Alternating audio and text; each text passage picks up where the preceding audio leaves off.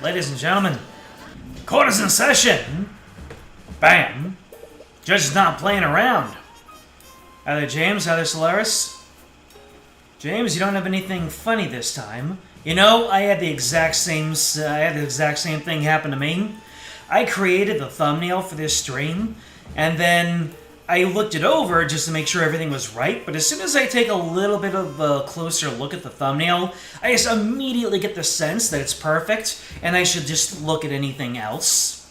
So, we're in court. We are looking for a way to bring Miriam Frege onto the stand to help vindicate our client, and it's probably going to get sticky, because we're going to be poking the noble nest again. Court is now resumed for the trial of Wallace Nightgrave. Let us review the proceedings from yesterday. It was revealed that the trace of necromancy may not have been left by the defendant.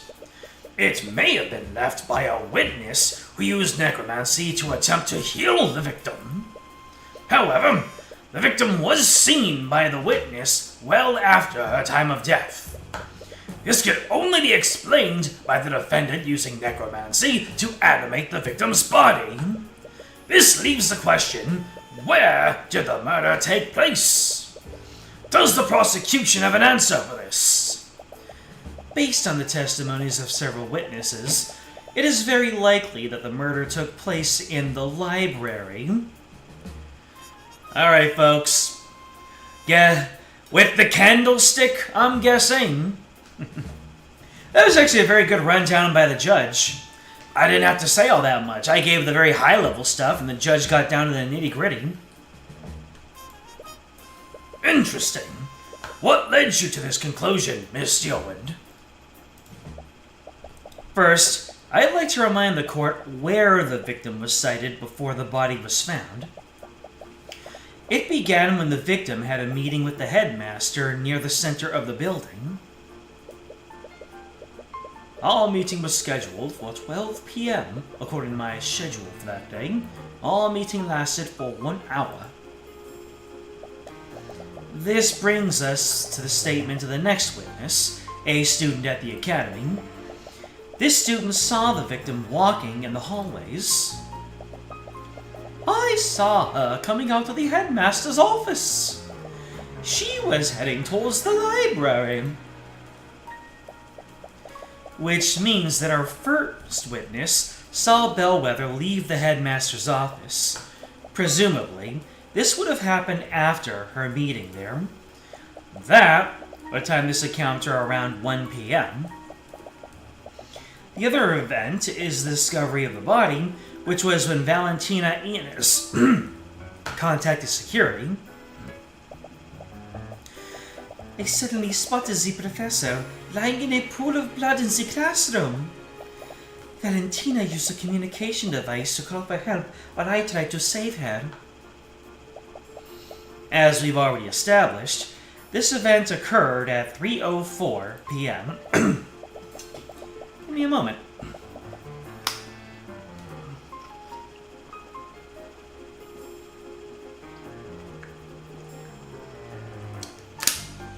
Definitely not good to snack on a little bit of, on a couple of chips before streaming. You're gonna use your voice out loud, or at least take a nice swig of drink before then. But the significance of this time is in what occurred before the body was discovered. The second witness, a member of the cleaning staff, spotted the victim in the West Wing hallway. Bellwether knocked over a vase and there were shards of dirt everywhere. This is like the fourth time we've heard this testimony. 20 to 30 minutes before the twins found the body.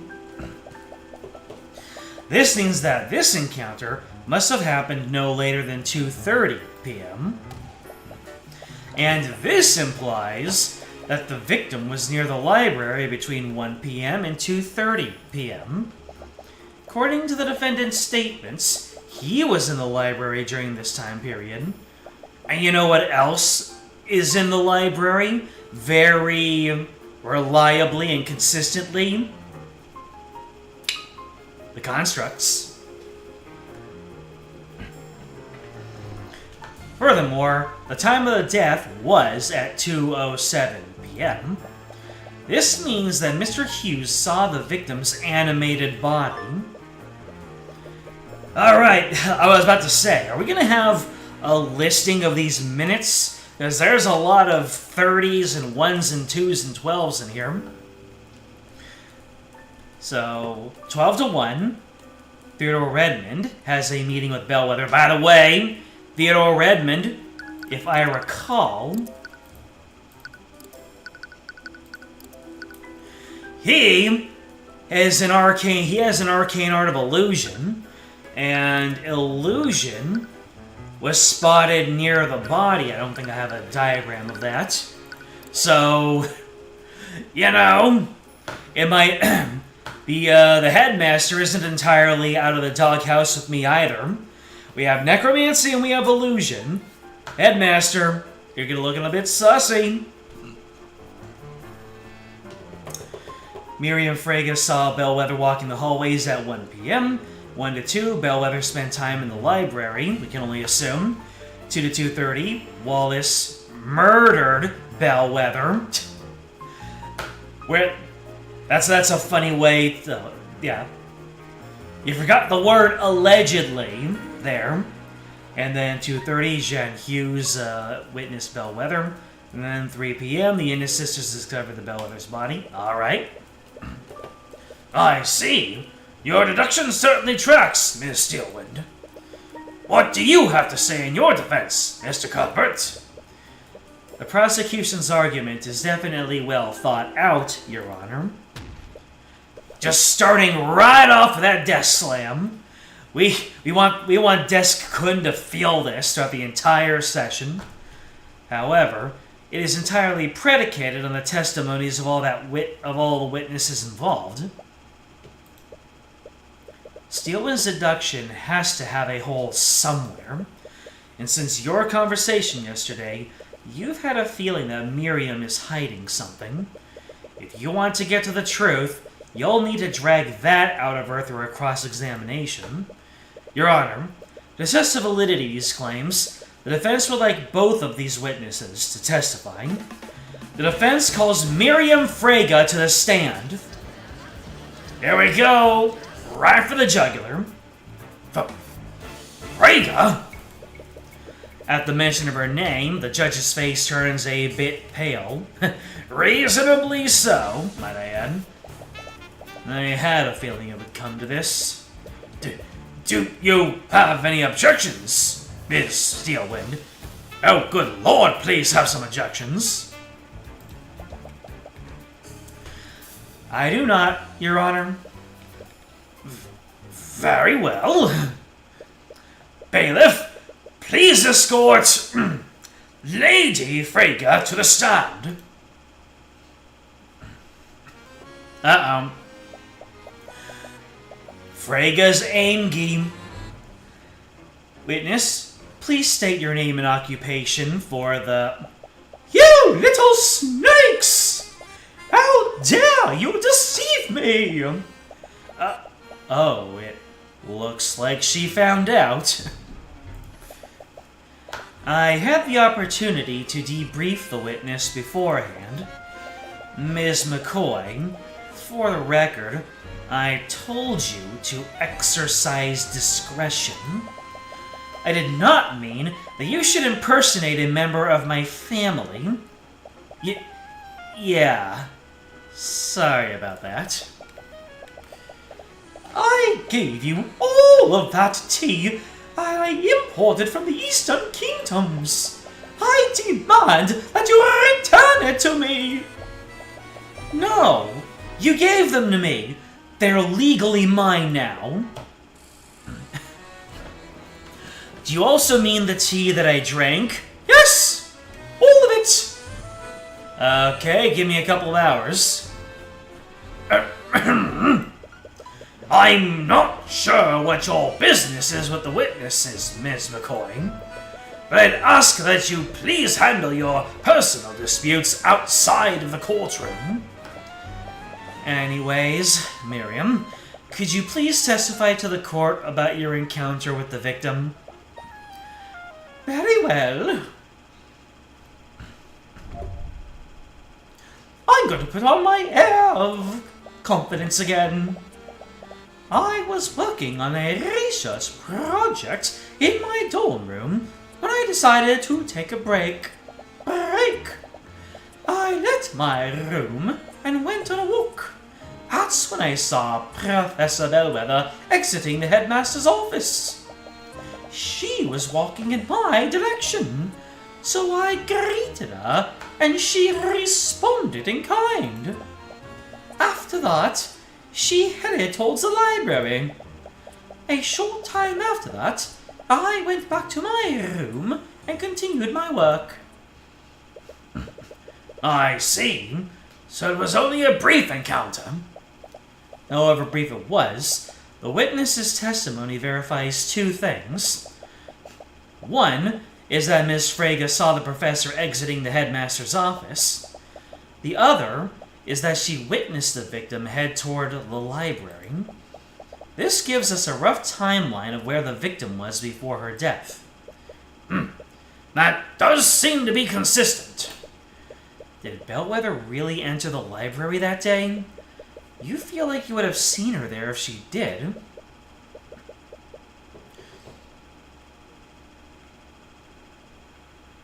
I think, wasn't Bellwether in the library? Or does the timing not check out? Because Bellwether was in the library where she verbally lashed out at Wallace a little bit. But the question is, when did that happen? I'm not quite sure. Mr. Cuthbert, you may begin your cross-examination.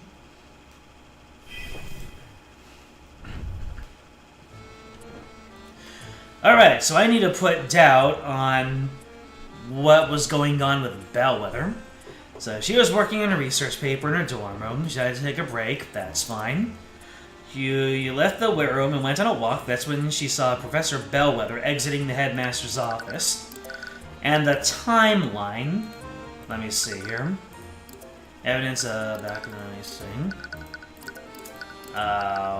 Where is the testimony of the timeline here? It's the one with all the times on it, right? Oh, here we go. I drive down. Gotcha.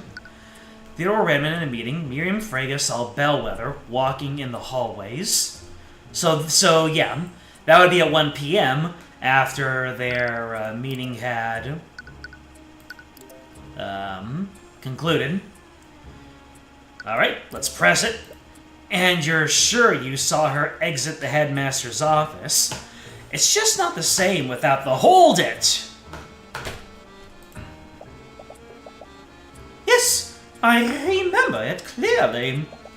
I was surprised that she was still meeting with the headmaster at all. She must be talking how they were plotting to replace him. Did you interact with the professor at all, Miriam? Alright, so you greeted her and she responded in kind. Did anything seem off about her? No, but it was a very short encounter. It's not as if we stopped to have a conversation. You said that you greeted her and she responded. What words did she use? Why is that important? You're showing a little bit of worry. Miss Frege, it's possible that someone used illusion magic that day. Every detail about the victim's interactions could be important. Well, I bid her good morning, and she said good morning in response. After that, she headed towards the library. Did you see her enter the library? I didn't, but there's not much else in that direction. From the testimony of Jan Hughes, we know that she later came from the library. Even if she didn't enter the library, she was still in that area for more than an hour. After a short time after that, you went back to your room and continued your work. Okay. I'm not finding anything to poke holes into. Okay. A short time after that, you went back to your room and you continued your work. Alright, let's press that. How long did you leave your dorm room? Only for a few minutes. I try not to let my breaks go for too long. And you didn't see the professor again after your first encounter? No, I did not. Her testimony seems pretty straightforward, but she could still be lying. I am honestly not sure. We just have to focus on her statements about how Bellwether acted. Oh, well, thank you for that signpost. Bellwether exiting the headmaster's office. Oh, she was walking towards me, so I bid her good morning, and she responded in kind. Why would you bid her good morning if it was in the afternoon? Yeah. Because, yeah, Miriam Frege saw Bellwether walking in the hallways. That's at 1 p.m. 1 p.m. is afternoon. I don't care what you say. Objection! Ah, looks like I'm onto it. Ms. Frege, if I recall correctly, you have a habit of getting absorbed in your work. So much so that you'll even lose track of time of day. Yes, but what does that have to do with my testimony? Earlier in today's proceedings, the prosecutor made the following argument.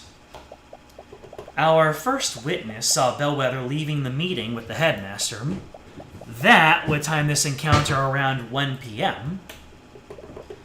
Ms. Frege, if you had said good morning to the professor, you would have been mistaken, because that encounter could only have happened during the afternoon. And your point is? You said it yourself, Mr. Cuthbert. The witness simply lost track of time. What the witness said is what's important here. The significance is in what the professor said in response. She had just come out of the meeting that was scheduled for noon. She would be well aware that it was no longer morning. So why would she respond, good morning? Wouldn't she have corrected the witness? Their encounter was extremely short, and the victim's mind may have been preoccupied. She could have easily responded to the witness without thinking. I'm gonna be honest, I kind of agree with her. It's not hard to believe that they were both confused about the time. And it's definitely a stretch, but you still can't shake the feeling she's hiding something. It's yummy! Them chips low.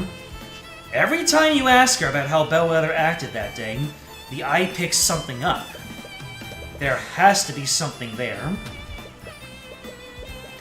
Ms. Frege, you haven't been entirely truthful in your testimony, have you? That's absurd! What reason would I have to lie? It's such a small detail. Why does he even care? Every detail about how she acted is important, Ms. Frege. What aren't you telling us? Mr. Cuthbert, you have no basis to accuse the witness of perjury. Yes! You will stop this at once! Miss Frege, you're lying about how Bellwether responded in to your greeting, aren't you?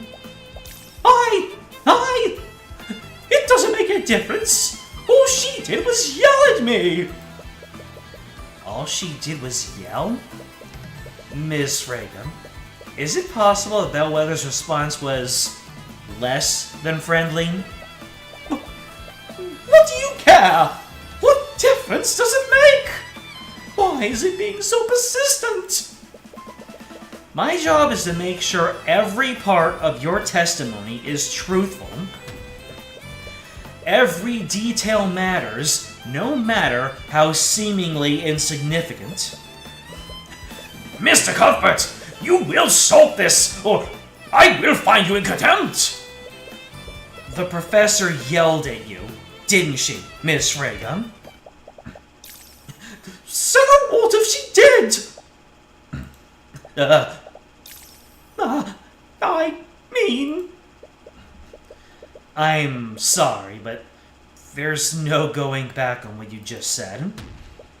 So you do admit that she yelled at you? You impertinent little... Yes, I admit it. The professor didn't greet me back that day. Oh, good morning, Professor. Be quiet. Oh, she yelled at me to be quiet. But until then, we'd always had been nothing but courteous with each other. I don't know what got into her that day, but something put her in a foul mood. But that's it. Everything else I said was truthful. They'll believe me, right? Right? I did see her come out of the headmaster's office and walk towards the library. That part is true. So, she wasn't lying about that. So, is that all, Mr. Cuthbert? What do you mean, is that all? You badgered this witness, all so you could prove... what, exactly? The witness committed perjury. The witness changed a small detail of her testimony, a detail that is inconsequential to the case. It was clearly an act with no malicious intent. After seeing her thoughts, it's hard to disagree with that. You were so sure that the eye would lead you somewhere, but Frege was only lying to save face. The witness saw the victim leave the headmaster's office and head toward the library. So do you have any concrete evidence to refute that, Mr. Cuthbert? No.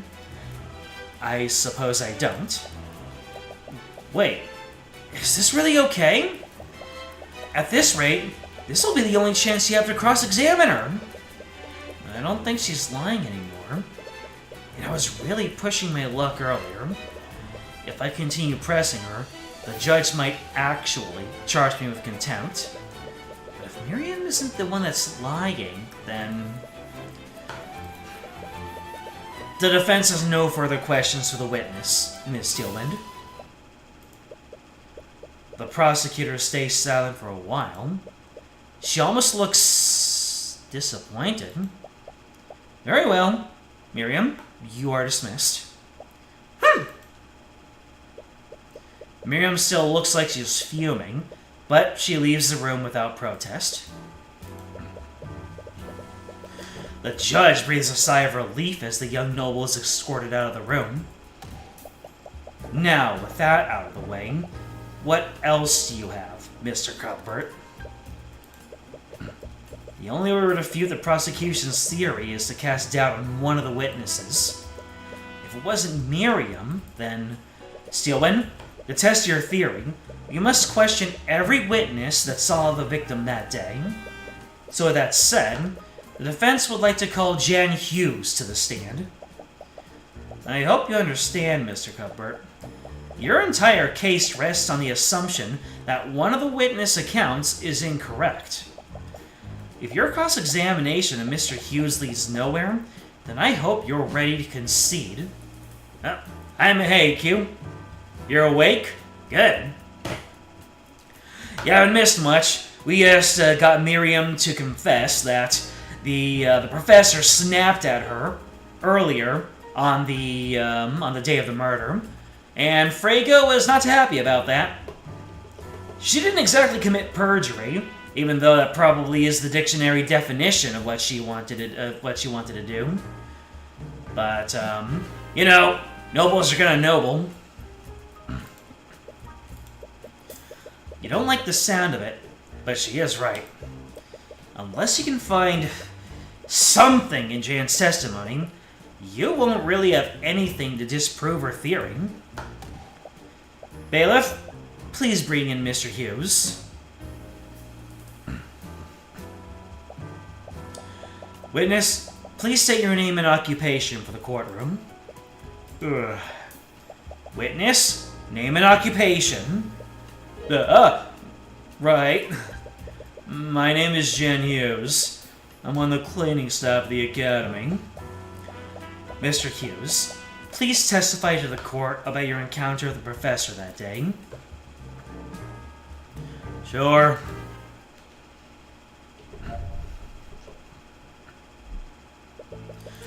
I saw the professor when I was cleaning the West Wing hallways. It was about 20 to 30 minutes before the body was discovered. She walked by me, but she looked pretty out of it. I heard she was undead when this happened. Pretty creepy if you ask me. After that, she went into the empty classroom. Well, that was straightforward. Come on, Jan. What are you supposed to do with that? Oh, no. You guys are the lawyers. I'm just telling you what I saw. Mr. Cuthbert, you may begin your cross-examination.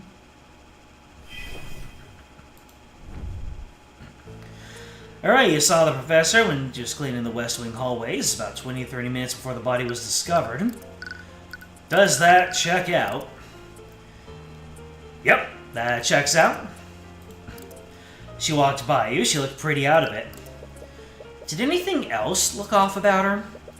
I mean, yeah, she wasn't undead after all. That remains to be proven. If you say so. Anyways, what was her demeanor like? She looked like she was in a bad mood. Either that, or she was tired. I guess she was just dead inside. Literally.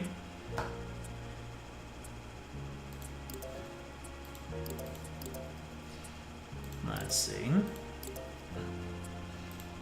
Heard she was undead when it happened.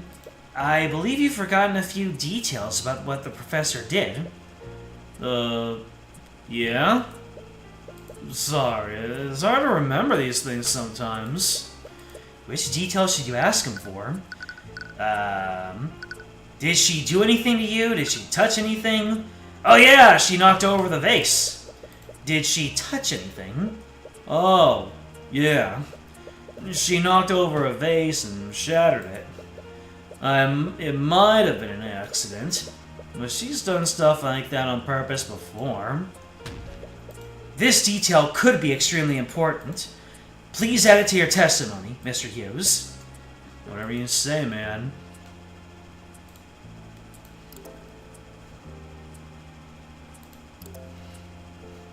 No. That's the wrong detail. Did she make any sounds? Did you hear her make any sounds? Oh, yeah. She yelled at me to be quiet. That's exactly what she said to Miriam Frege. I didn't even say anything. This detail could be extremely important. Add it to your testimony. Alright, so she said, which was pretty creepy because she yelled at me.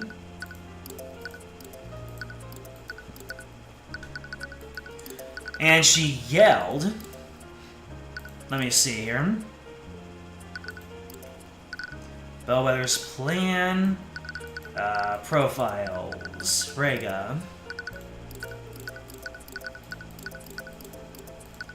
I think what I'm trying to figure out is that maybe she knocked over, like, what maybe I'm trying to do is place the time that the janitor saw. Well, exactly what am I trying to poke holes into here?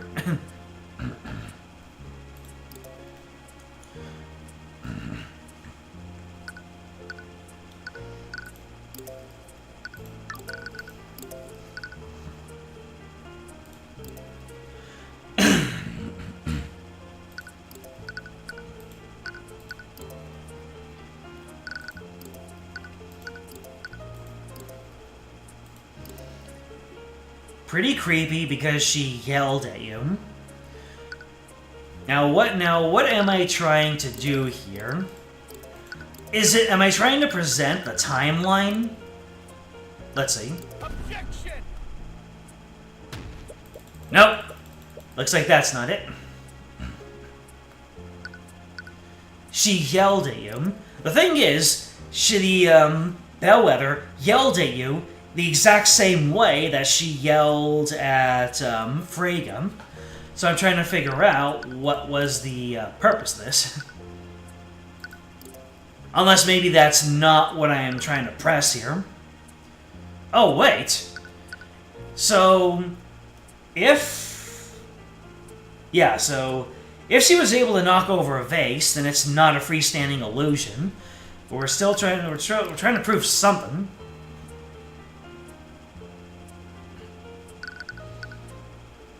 Clearly, this is what we're trying to press on here. What was the, Uh-oh. Alright. So she knocked over the vase. She, with the funky smell, you can't think of why anyone would go in there willingly. It's not giving us a lot to work with. Tends to leave out details unless we ask him for it. Maybe we can pull information out of him. Alright, so it's 20 to 30 minutes. Are you so sure that it was 30 minutes before? He always checks time to make sure on the schedule. Must have finished cleaning the room and the halls by 3 p.m. But I was discovered at 3:04 p.m. Alright, so... Did she do anything to you? You didn't notice her at first, and accidentally got in her way. She shoved me to the side and kept walking forward.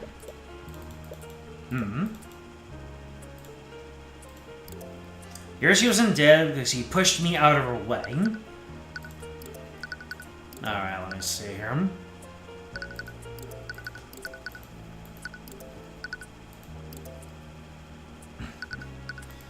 Let me see.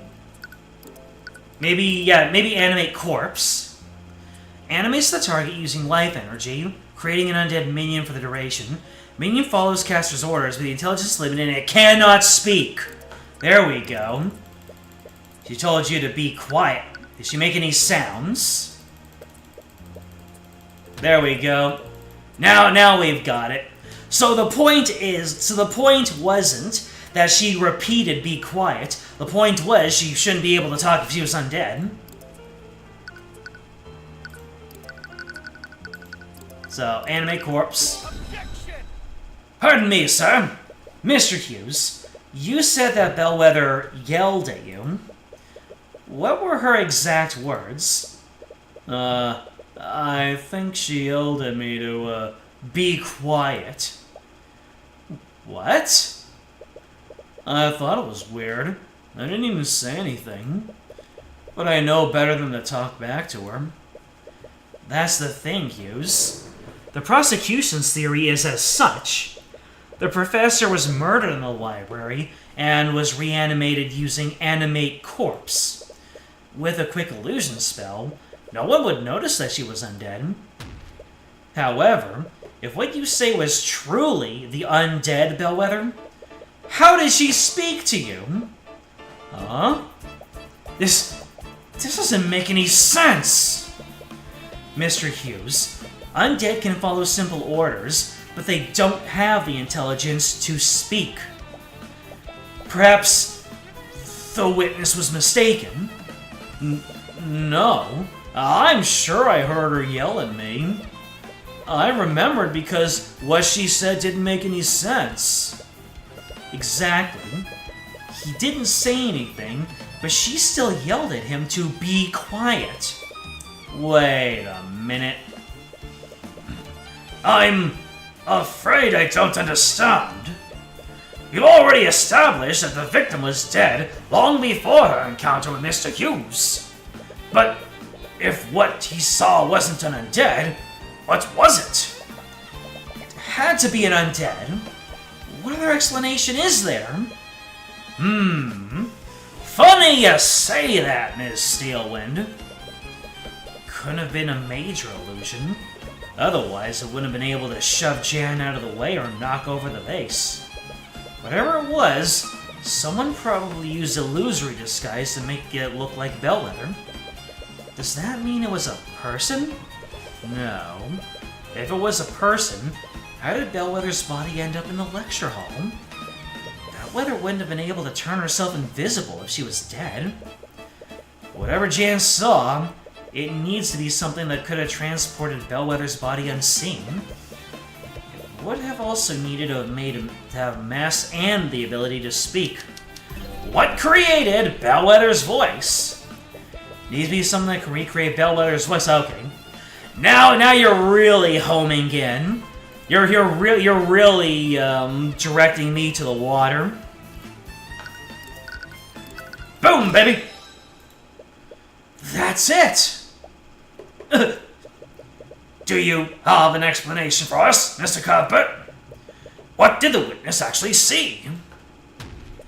Your Honor, the witness didn't actually hear the dead victim speaking. What he actually heard was her voice being recreated using magic. Are you trying to say that her voice was recreated using a spell? Not a spell, Steelwind. It was artificery. And whoever the murderer is, they had the perfect piece of artificery available to them. One programmed with Catherine Bellwether's voice. Who? Yep, she gets it. You can't possibly mean... That's right, Steelwind. What Mr. Hughes saw was an arcane construct. An arcane construct? Think of it as a magically animated suit of armor, Your Honor. But we ruled out such a possibility, haven't we? Construct or not, no one could disguise themselves and carry the body to the classroom. A person wouldn't have been able to do it. But arcane constructs are a different thing entirely. Those suits of armor are extremely large, but more importantly, they're hollow. Oh! Hold on a second! They carry out simple tasks in order to. The ones in the Imperial Academy speak using the voice of Catherine Bellwether. The voice lines can only be changed or adjusted by the Academy Headmaster. I mean, it doesn't really directly point at anything, but the Headmaster has some kind of unique control over the arcane constructs. That some unique control that no one else has. I mean, I was just putting together some vaguely related Lego bricks of logic when I was implicating the Headmaster. But at the same time, who else could it be? I mean, we have Wallace, who is supposed to be innocent, you know, and we have like Bellwether is dead. We have the Headmaster. I mean, Eris. Yeah. So we have we obviously have the Dream Team over here. It's never the Prosecutor. It's never Gumshoe. Eris, I have a feeling, is not going to be involved in this. She's just gonna keep herself well out of this situation. Like, she's not gonna be in this case. She's not gonna be in the case, like, I don't know. Maybe she'll play her hand in case 4 or something. But I have a feeling she's gonna remain nice and non-assuming. This is our client, so it can't be him. Bellwether is the victim. Redmond is a suspect. These two are also suspects. The janitor's a suspect too. Frege is a suspect. So this entire bottom row is the we have our 5 real suspects over here, and it could have been Valentina, and these two could have worked together. You know, Jan I'll be honest. Committing a murder just seems like too much of a hassle for Jan. And Freyga, she has been notably honest about everything except for the one thing that she was embarrassed about. She has not lied about anything to cover up anything other than her own ego. Like, if she were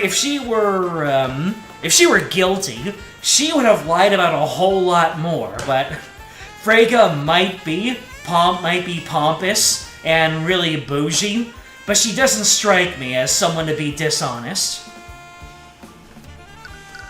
Eris could have done it. This doesn't feel like something she'd do because it would have been amusing enough. Exactly. Eris, it isn't the time for her to reveal what she's all about, and she might be involved, but she probably isn't the one that's done it. If anything, she's probably this kind of shadow master manipulating things in the background. So that leaves these two and the headmaster. And Eris, possibly. But Eris has been really careful to not implicate herself in anything, aside from the fact that she has illusion, arcane art. Interestingly enough, we have confirmed that Valerie is a user of necromancy, but for some reason it has not updated her profile. So, okay. I don't know if maybe the game is right about to start pursuing this line of logic that the headmaster... first we need to relate illusion magic to this scene, and then we follow that line of logic that illusion users are now suspect. These suits of armor are extremely large, but more importantly, they're hollow. I see. Oh no. Did Bellwether get Five Nights at Freddy's? Well, she would have to have been crushed by the armor, but the armor was merely used. Well, not Five Nights at Freddy's, but more William Afton. I see. That means that theoretically, someone could have placed the victim's body inside. The arcane construct wouldn't just transport the body. With an illusory disguise, it would also confuse and mislead anyone who saw it. Some of these characters... Oh, we got an objection from the prosecution! Some of these characters don't make sense from a meta perspective. Explain. Tell me more. Is it a fault with the game, or is it a gives you something to think aspect? I commend your deduction, Mr. Cuthbert. I would never have considered that possibility. It's certainly plausible, but what does this prove, exactly? It proves that the body wasn't animated using necromancy. My client isn't the murderer. The defendant is still capable of performing all the acts you described. His compendium contains illusory disguise, after all. There were several students in the library that day. Any of them could have committed the murder. One might come to that conclusion if they didn't have one crucial piece of evidence. I'd like to present a new piece of evidence to the court. Oh, how convenient for you. You're just going off the same things that I have. You have not played this game. Your thoughts are basically the same. I got you. From under her table, you see Miss Steelwind pull out the bloody rapier. Blood? Is that... Yes, Your Honor. This is the murder weapon.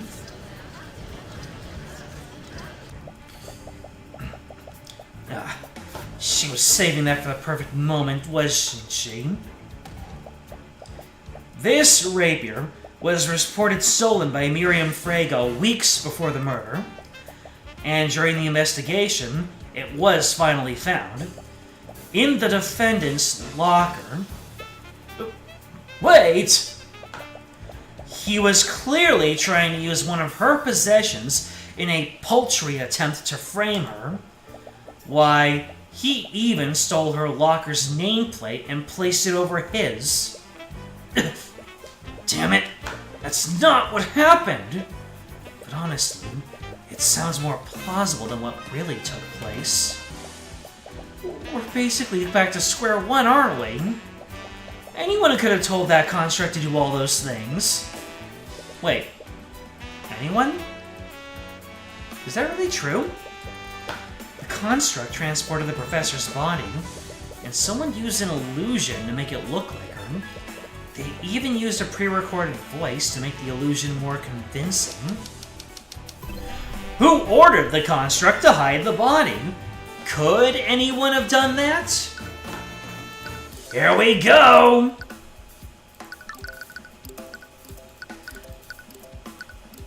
Time for me to cook! Several memories flood back to you.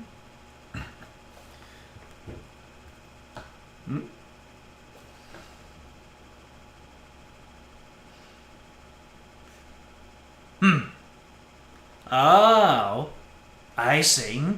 I mean, if you do have a really legitimate fear or discomfort around things like that, that would be legitimate. And yeah, the funny thing is, if we had an autopsy picture of Miriam Bellwether, that would have been put up as one of my thumbnails. But they have been surprisingly sparse. Let me give you a little bit of YouTube meta info.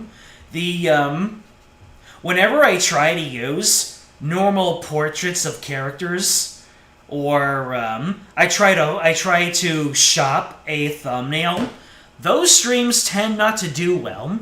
But if I use official art from the game, you know, like real actual key artworks from the game itself, you know, like in the first stream was the box art for the game, and the second stream was the autopsy picture of the victim from the first case. Those streams did relatively well. You know, we're talking about a Z-list YouTuber here. So we're talking about, you know, like 60 views as opposed to 20. But the one thumbnail that I used of Bellwether, just normal Bellwether, that stream didn't do very well. But in my Apollo Justice VODs, the one VOD where I did a little bit of a funny Photoshop in there, that was the worst performing stream of them all, views-wise. So, just a little bit of meta information there. But hey, for right now, Tyrion has several memories flooding back in. You said that Bellwether yelled at you. What were her exact words? She yelled at me to be quiet. And then Miriam Fraga says, be quiet. But until then, we had been nothing but courteous with each other. You know what got into her that day? Something put her in her foul mood. Oh, Bellwether says, be quiet again. She actually said it twice. Eris begins giggling. She seems amused by what's happening. Ha! So maybe Eris isn't,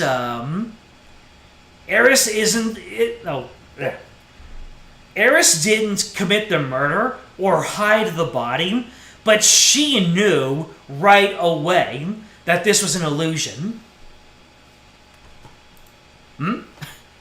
What was that? What did you find? What prompted that reaction? The construct's voice is just a series of pre-recorded messages. I'm not sure you noticed, but he uses the voice of Professor Bellwether. Unfortunately, you can't make them say anything other than what's recorded.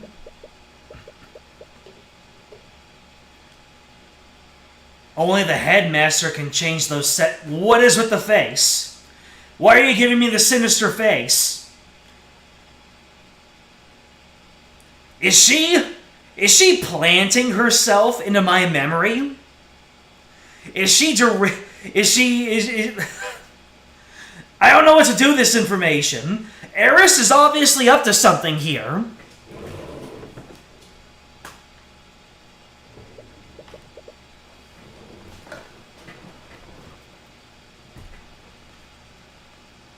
Did that even happen? Because I know that Eris never gave me the sinister face without wiping it out beforehand. So I think Eris was... I don't know. Either Eris was putting that memory very directly into my head. Like she is somewhere in the courtroom or nearby, and she was just like, okay, let me help this guy out. Boop. And she's like, hey, this is the key piece of testimony. It's a construct.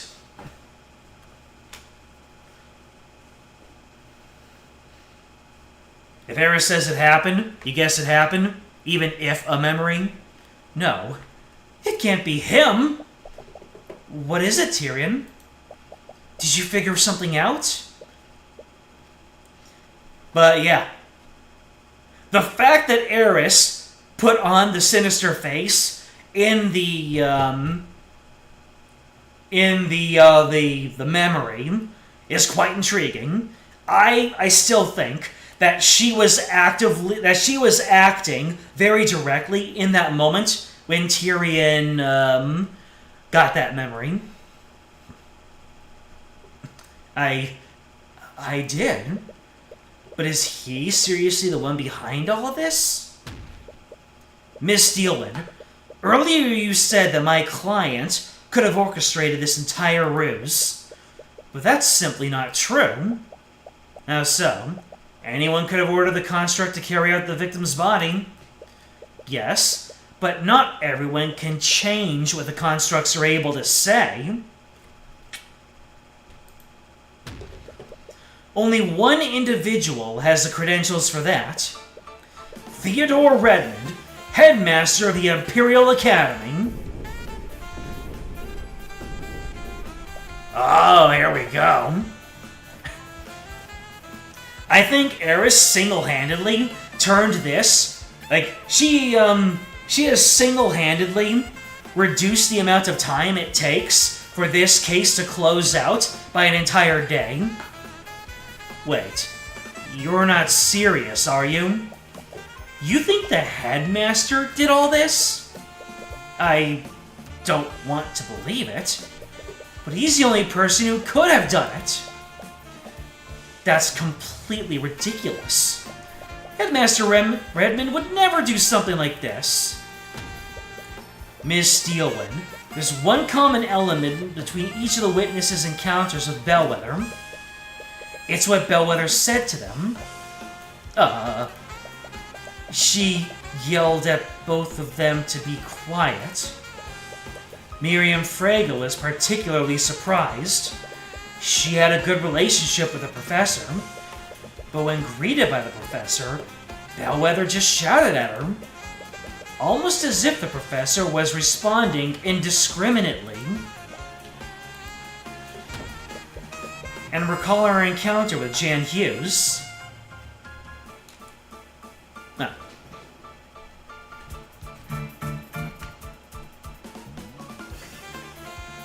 Is anyone else's left ear really enjoying the music right now? Oh. Never mind, that was a problem with my headset.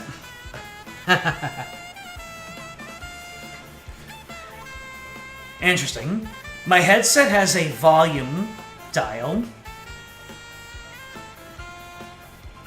And if I put it halfway between 0 and 1, it only activates one of the headphones. That's funny. I guess I'll have to reduce the volume on my stereo here. Recall Bellwether's encounter with Jan Hughes. She's pulling a Monica again? Uh-huh, exactly.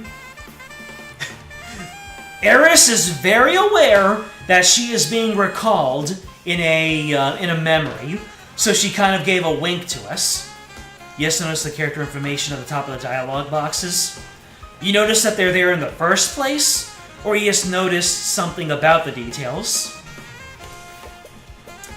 The professor knocked over a vase and shouted at him to be quiet immediately after that. Even though he hadn't said anything, she was responding to the sound of the vase breaking. Now let me ask you this, Steelwind. Where did Bellwether come from before she encountered Miss Frege and Mr. Hughes? Her meeting with the headmaster.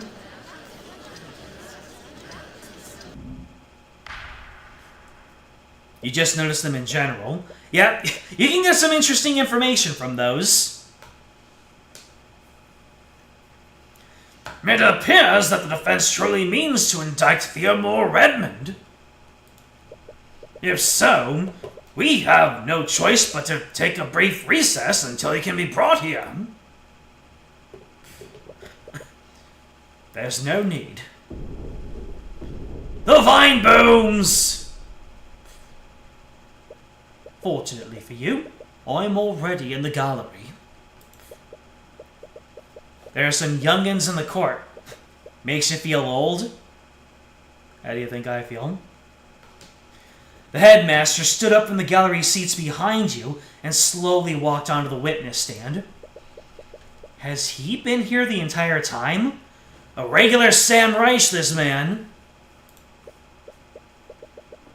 Now, please correct me if I am wrong, Mr. Cuthbert, but do you think I am the one who committed this crime? I'm sorry, Redmond, but no matter how I look at it, everything I've found points to you. No, there's no need to apologize. In fact,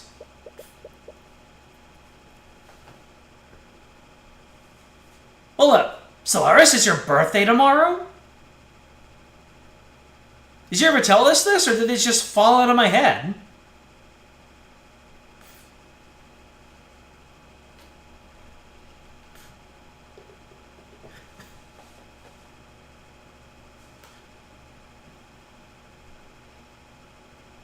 Yeah. Happy birthday. Should have said something. Could have done something nice. But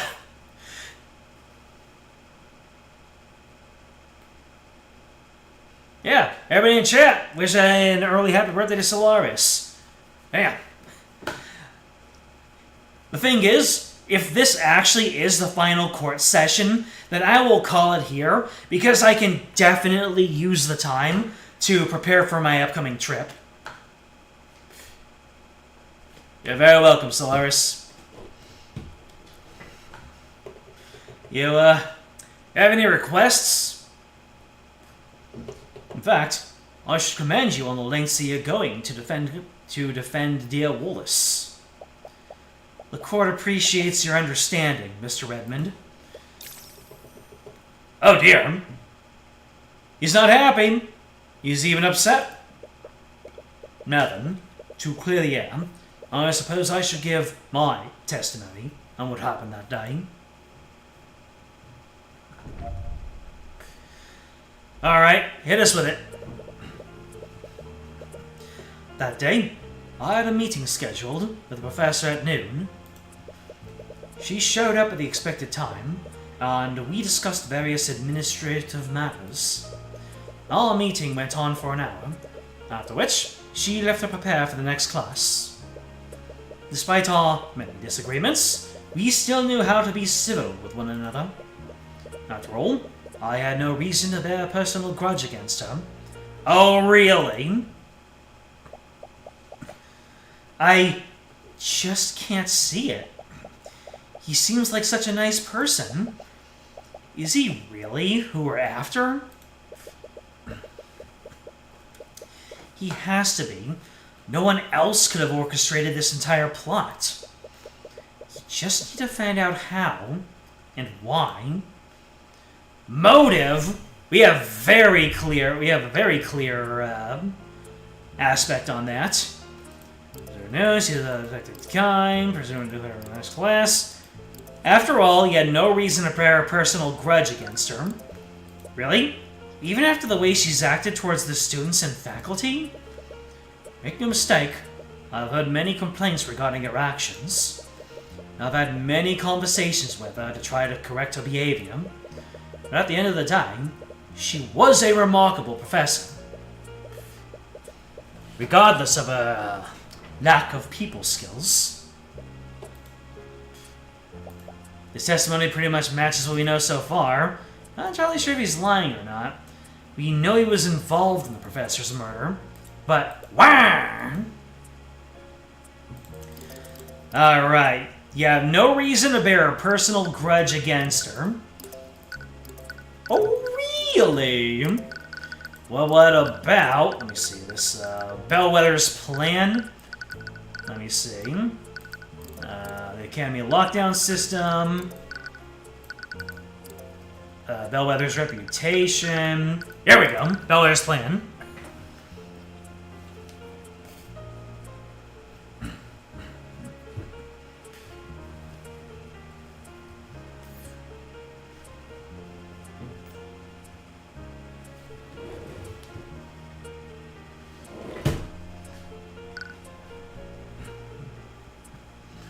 What are we talking about in the chat here?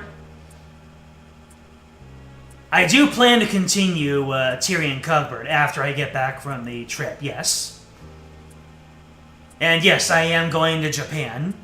That's what's going on at it's at the end of the week, and I still have plenty of arrangements to do.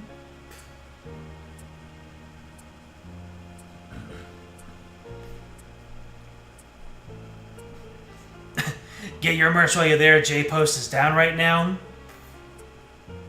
I see. Well, it's largely like an heritage tour, like in the country, looking at their landmarks. But I do have a couple of days where I might be able to hit up the town. We'll see. But yes, that is the thing, is that this might be my last stream. If we're able to close this out, then I'm just going to take all the time I can to tidy things up over here, get packing, and get all my affairs in order.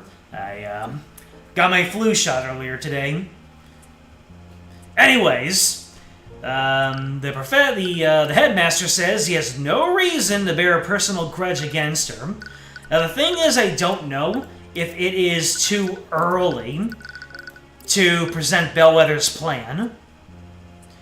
But they were planning to fire all the Academy staff and replace them with arcane constructs.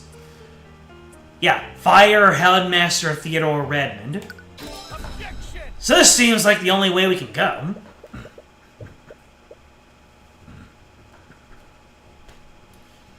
Looks like I've nailed it on the head.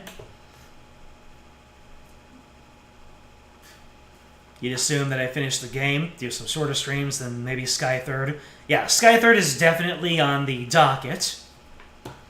But whether it's going to be immediately after Tyrion Cuthbert or... We don't know. All I know is I definitely want to get through Case 2 before I leave. That's my immediate. And then afterwards, after I come back from the trip, then I can figure out what goes on from there. Redmond, did you really hold no animosity towards Professor Bellwether? Of course not. I did have strong opinions about her methods of teaching, but I always remained professional. We both did. Frankly, I find that hard to believe. Who is frankly? In fact, I think you might have had a very good reason to murder the professor, considering that she was going to take your job. What? So you knew about that? I'm sorry, but I don't follow. Just how was the professor going to take the headmaster's job? According to Miriam Frege, Catherine Bellwether was currying favor with the noble families. In fact, there was a plan to oust Mr. Redmond and appoint Bellwether as the new headmaster of the academy. What? But in any case, I doubt that the headmaster had any idea of this until now. I'd like to remind the court of the witness's reaction just now. He said, "So you knew about that." His reaction was one of surprise. But he wasn't surprised by this information. He was surprised that I knew this information. That's... Please, dear Arya. I may be a frail old man, but I am perfectly capable of defending myself. Oh wow, do you see that fierce look in his eyes? Looks like he's about to do some grandstanding. The cornered animal is about to put him up.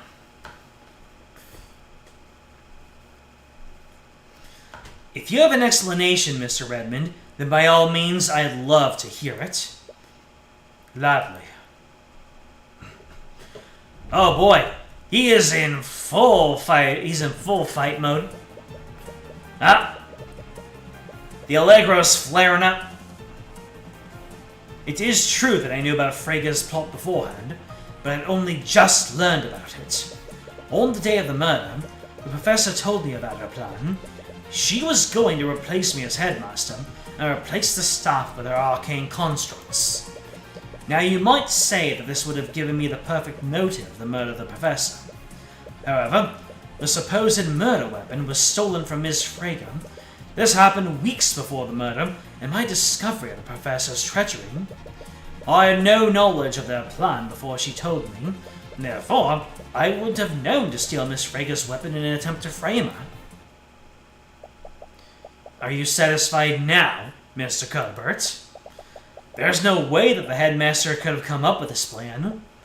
If he really did do this, that means he stole the rapier too, right? Most likely. His alibi makes sense. He couldn't have planned this whole thing unless he knew about Bellwether's plans. That would mean he knew about this weeks ago. But how did he even find out? The best way to tell a convincing lie is to leave a lot of truths and only change one detail. Maybe Bellwether did tell him, but she actually told him weeks ago. The question is, how do you prove that? Mr. Cuthbert, you may begin your cross-examination. Alright, cross-examination. It is true that you knew about the Frege's plot beforehand, but you only just learned about it. So you only learned about it recently? Doesn't that seem a bit too convenient for you? It may appear that way, yes. But on the day of the murder, the professor told me about her plan. She was going to replace me as headmaster and replace the staff with her arcane constructs. You might say this would have given me the perfect motive to murder the professor. However, the supposed murder weapon was stolen from Miss Frege. This happened weeks before the murder. You had no knowledge of their plan before you told me. Therefore, you would have known to steal Miss Frege's weapon in an attempt to frame her. It was my understanding that the Freges wanted to keep this a secret until the very end. Why would Bellwether, of all people, tell you about her betrayal? I imagine she wanted to taunt me with that information. We've long had our disagreements, and looking back, she may have resented me for that. And at that point, there wasn't anything I could do to stop her. Really? I thought you and the professor were on good terms. I thought so too, but I suppose it was all a facade. She was just biding her time until she could take my position as headmaster. He had to have known about Bellwether's betrayal weeks ago. The question is, how do we prove it? Do we have something that proves he knew about it before the day of the murder? If you had, I had no knowledge before she told me, before you would have known to steal Frega's weapon in an attempt to murder her, to frame her. Let's see, what do I have in here? This might have to do with the proof of Frega's cheating. There's a stain of blood inside the locker with Miriam Frega's ID number. The locker had to belong to Wallace Nightgrave. Someone must have switched the ID numbers. Academy lockdown system, Imperial Academy map. Evidence of academic dishonesty. A tightly packed folder containing several documents. The documents contain evidence detailing multiple instances of plagiarism, fraud and bribery of school officials, and other various offenses committed by Miriam Frega. But that doesn't have anything to say about weeks ahead of time. Let's see. The lockdown system. The call reported that Captain Bellwether had been fatally wounded. Let's see. Weeks ago, the headmaster performed an alchemy experiment incorrectly in lecture hall 2B. The resulting chemical reaction produced a rancid yet harmless vapor that still lingers in the room. But that wouldn't talk about the hearing about the plan weeks ago.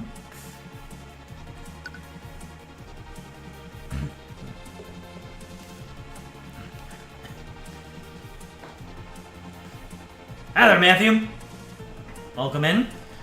So we need, let's see, Jan's statement. That doesn't have anything to do with it. Wallace's spell compendium.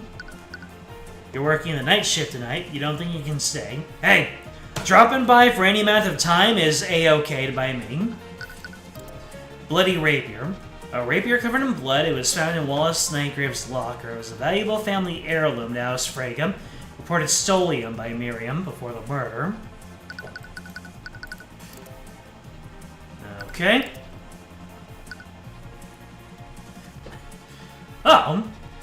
According to Jan, Bellwether revealed his plan weeks ago.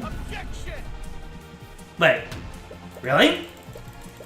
Hold on a second, which statement did I press? You had no knowledge of their plan before she told me. Therefore, you wouldn't have known to steal Miss Frega's weapon in an attempt to frame her. Wait, but... Bellwether's plan, this was supposed to be kept a secret, but according to Jan, Bellwether revealed this plan to the headmaster during the meeting a few weeks ago.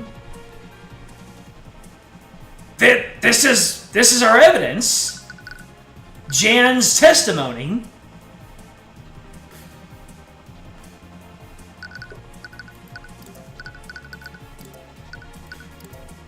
Okay. I did present this, right? Bellwether's plan.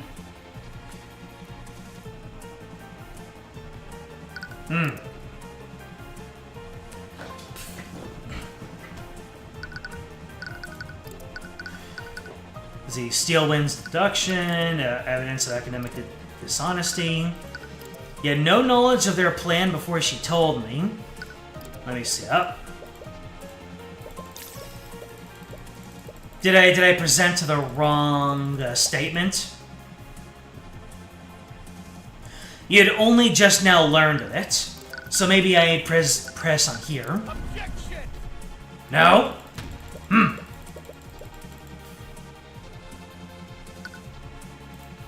On the day of the murder, the professor told me about our plan. She's going to replace me as the headmaster.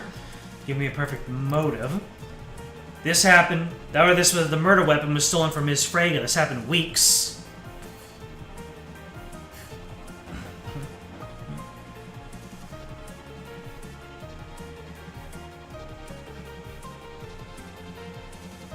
Last Monday was a 16-hour day? Damn. Yeah, you deserve that vacation. Let your dedication not be in doubt.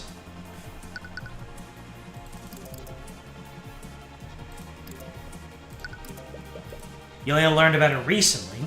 Okay, I already pressed this one. Alright, let's press all of these statements. That must have infuriated you. Your colleague betrayed you and attempted to steal your job. You're only human. After all, I was taken aback. I've been headmaster of the Imperial Academy for decades. To think that the professor and the board would go around my back like that. The other morning, the professor told me about her plan. She was going to replace me as headmaster. So, maybe I present it here. Objection! Wait, that's when I present it? Well... Statement 2? Well, I guess... All I know is that Jan said something contradictory. Statements 1 and 5 seemed a whole lot more solid for presenting the evidence because he talked about it. Because he talked about not hearing the plan. Interesting.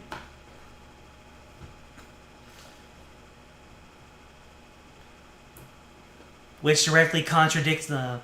Let me see. Presented on 2, okay. He said he learned about it the day of the murder, which directly contradicts him knowing weeks out. He directly said contradictory facts on the statement. Oh. Statement 2 directly spells it out.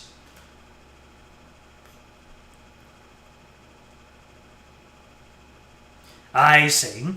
So 1 and 5 are kind of tertiary, but statement 2 is directly nail on the head.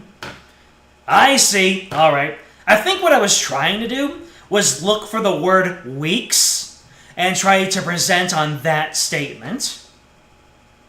Which, you know, has worked well for me so far, but it looks like I have stumbled upon it. Redmond, you keep saying that you didn't know about Bellwether's plot before yesterday. Do you still plan on standing by that claim? Of course I am, because it's the truth. I'm sorry, Redmond, but you really should close your doors during your meetings.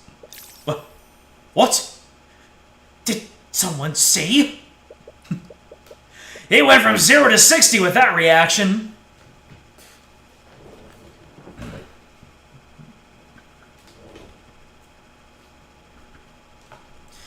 It is true that Bellwether revealed her plan to you during one of her meetings. In fact, Jan Hughes happened to overhear that same meeting. But he only overheard the part where the staff would be replaced. Oh dear. Okay, maybe we went from 0 to 30 with that reaction. Now we're at 60. Or maybe maybe once we finally blow this whole thing wide open, he'll go straight to 100. And that's the strangest part, Redmond. According to Mr. Hughes, this meeting occurred weeks ago. You can't accuse the headmaster of perjury based on a rumor. Everything you've just said is based on secondhand information. Mr. Hughes distinctly overheard that the staff would be replaced with arcane constructs. That is too specific and too accurate to assume that he misheard a different conversation. The professor probably only revealed her plan for the arcane constructs. That still doesn't prove he knew about her treachery beforehand. Professor Bellwether had no authority over the cleaning staff's employment. It wouldn't make sense for her to just reveal her plan for the arcane constructs. That only makes sense if he knew that Bellwether would be taking his job. So tell me one thing, Redmond. Why did you find the need to lie about this? Is it because you saw a need to protect yourself from my accusations? Redmond, I asked you a question. Did you murder Catherine Bellwether? Oh my goodness. All it did was change the lighting, but we are at a new level. What a fine mess this is. I'm not done. Not yet. This is... Headmaster? So, you truly plan on pushing this, are you? That was grammatically incorrect.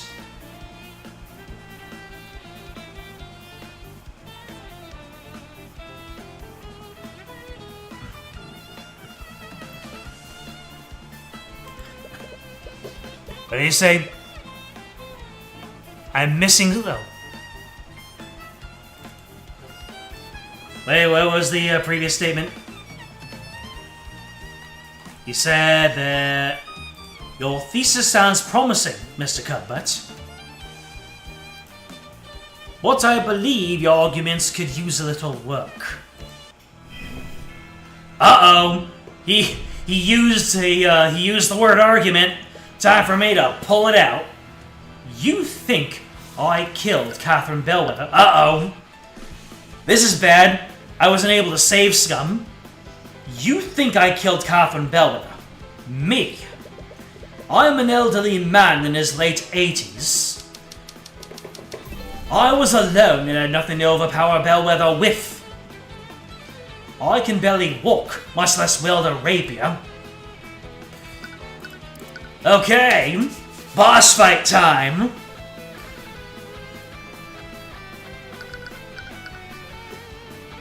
Oh, you have a good night, Matthew. You can enjoy this battle of wits later on. You were alone and you had nothing to overpower Bellwether with. Well.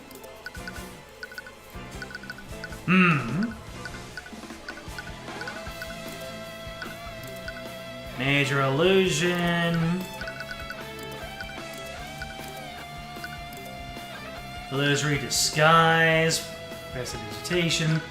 Evocation, necromancy, illusion. Place an illusion on the target. The disguise can make the target look 1 foot larger or smaller.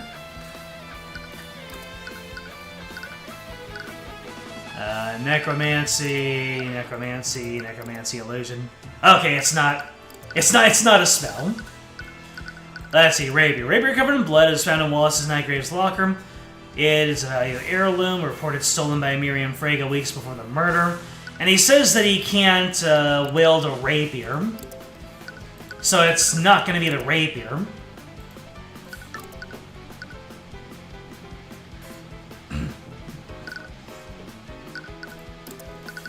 Let me see. Arcane constructs.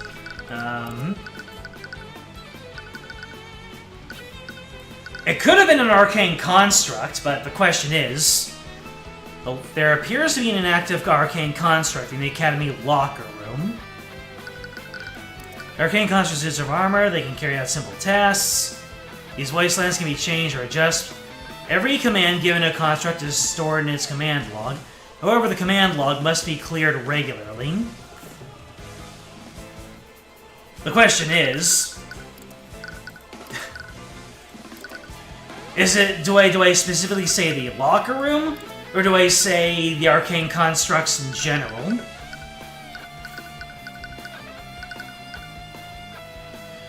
The general one? Oh, I bring up the idea of the arcane constructs, and then when we say which one was it, then I bring up the one that was in the locker room. Well, you're not strong. Well, the arcane constructs could be. But you and Bellwether weren't the only people in that room, were you? You needed the arcane construct to carry Bellwether's body. That means that the construct would have already been in your office. And with your privileges, you could have easily programmed the construct to stab Bellwether for you. Oh. Be specific only when specific is needed. You know, that is very true. Even so, think about what would have transpired afterward.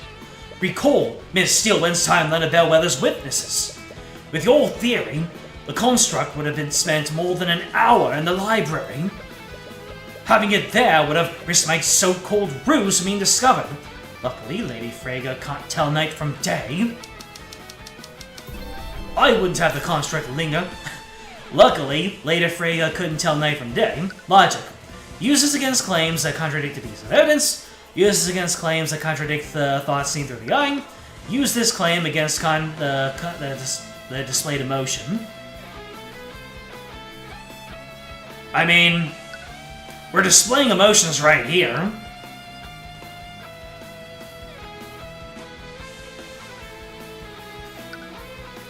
Is it? It can't be empathy, can it? I mean, that's very simple. He's angry and surprised you're onto him. So then, I guess it would be empathy. That matches the emotions you're seeing. So it is that simple, huh? Empathy is just used when the emotions are on screen. Redmond, what you're saying clearly doesn't match with what you're thinking. What kind of weak assertion is that? How can you possibly know what I'm thinking? Interesting. No one knows about the Eye of Horus.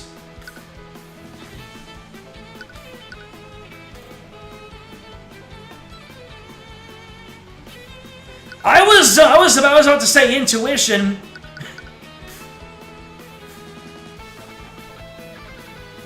I don't need the Eye of Horus to see the red in your words. The timing deduced from Ms. Freya's testimony is predicated on one thing. She saw Ms. Bellwether exit your office after your meeting. However, if we assume that you're lying about when this meeting ended, your entire argument falls apart. Ms. Frege would have encountered Bellwether after her death at 2:01 p.m. Ms. Frege wouldn't have made a mistake like that. Ms. Frege thought it was morning when she saw Bellwether.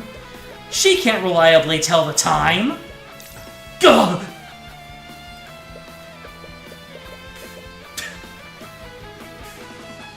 Empathy would be you picking up emotions that don't match the situation. You know, that does seem like something that I would overlook. If sadness pained when he's being angry. Yeah, I think I overlooked that aspect of it. Then what about where the rapier was placed? If I really was the murderer, then that would mean I planted the weapon in the young Wallace's locker. Several of the students had lockers that I had access to. I wouldn't have placed incriminating evidence in that locker. Wallace is one of my prized students. If I had to frame anyone, he would be the last person I'd choose. Alright. What's the evidence that I would present? Evidence in the locker. There's a stain of blood inside the locker with Miriam Frege's ID number. This locker actually belongs to Wallace Nightgrave. Someone must have switched the ID numbers. Yep. The swapped ID numbers. You're right, Mr. Redmond. You wouldn't try to frame Wallace. But you would try to frame Miriam Frege. It would have been the perfect act of revenge, wouldn't it? You murder your treacherous co-worker and frame the daughter of the family that helped her. But something went wrong, didn't it, Redmond? The labels on Wallace's locker and Miriam's locker were switched. Anyone who saw that would have easily mixed them up. I'm the headmaster of the Imperial Academy. I have records of all the students' lockers and where they're located. There's no reason I would make a mistake like that. If I truly planned this, I would have known where Wallace's locker was. A simple change in labels would have led me to make a careless mistake like that. Would it? Hold on a second. Hold on a second. What was the statement? A simple change in labels would have led me to make a careless mistake like that. There's no reason you would make a mistake like that. So the evidence in the locker has already been used.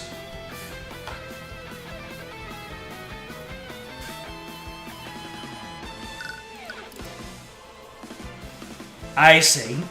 So the question is, there's no reason I would make a mistake like that. You wouldn't make a mistake like that.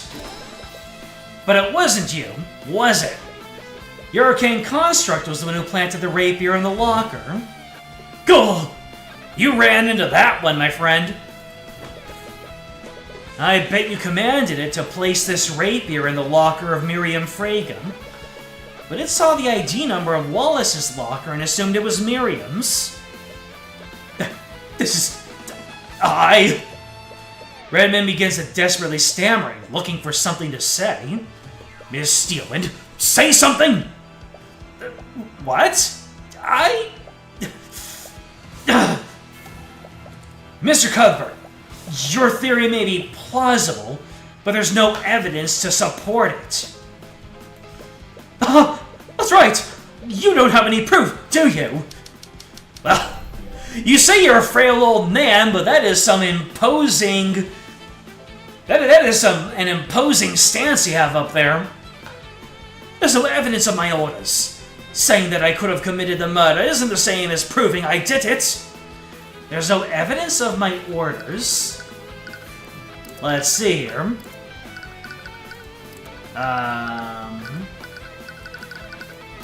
Arcane constructs. Is it the construct's logic limitation? The evidence to support it is the very robot. Is it? So it just... Oh, wait. It's, when it reaches task B... Every command given to the construct is stored in its command log. However, this command log must be cleared regularly. You found the robot in the locker room after it ran out of power. It was in the crime scene.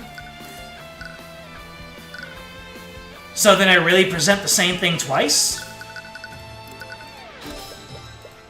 Your arcane construct is still in the locker room where it planted the rapier. That's interesting. That, that I present the same evidence twice. That doesn't usually happen. All we have to do is take a look inside it, and we'll see the blood inside. Is that so, Mr. Cuthbert? What? Why does he still look so confident? No. Mr. Cuthbert, I already checked the inside of that construct during my investigation. The interior was completely clean. What?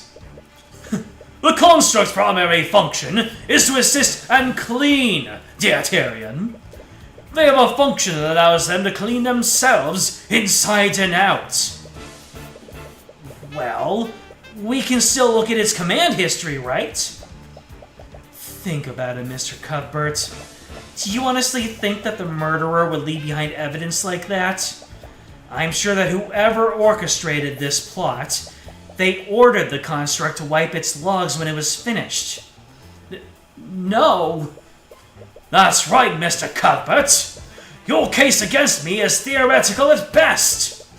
But I suppose I can still give you marks for trying. Damn it, he thought of everything. Was he seriously able to get rid of all the evidence? You're running out of options. Oh, look at this. I'm no longer in the argument. But you still have one tool left. Huh!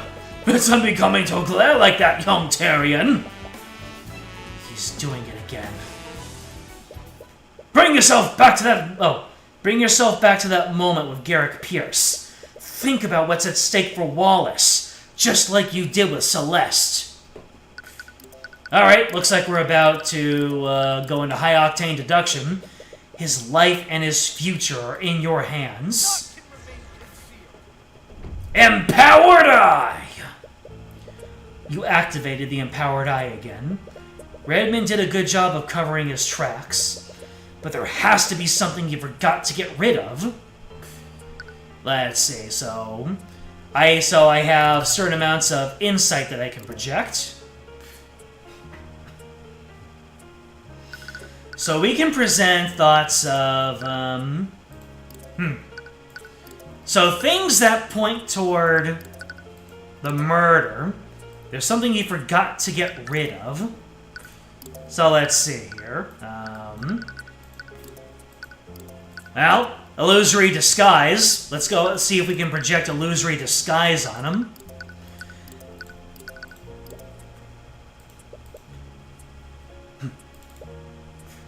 Okay, never mind. Try projecting something on him related to the construct's actions. Related to the construct's actions, you say?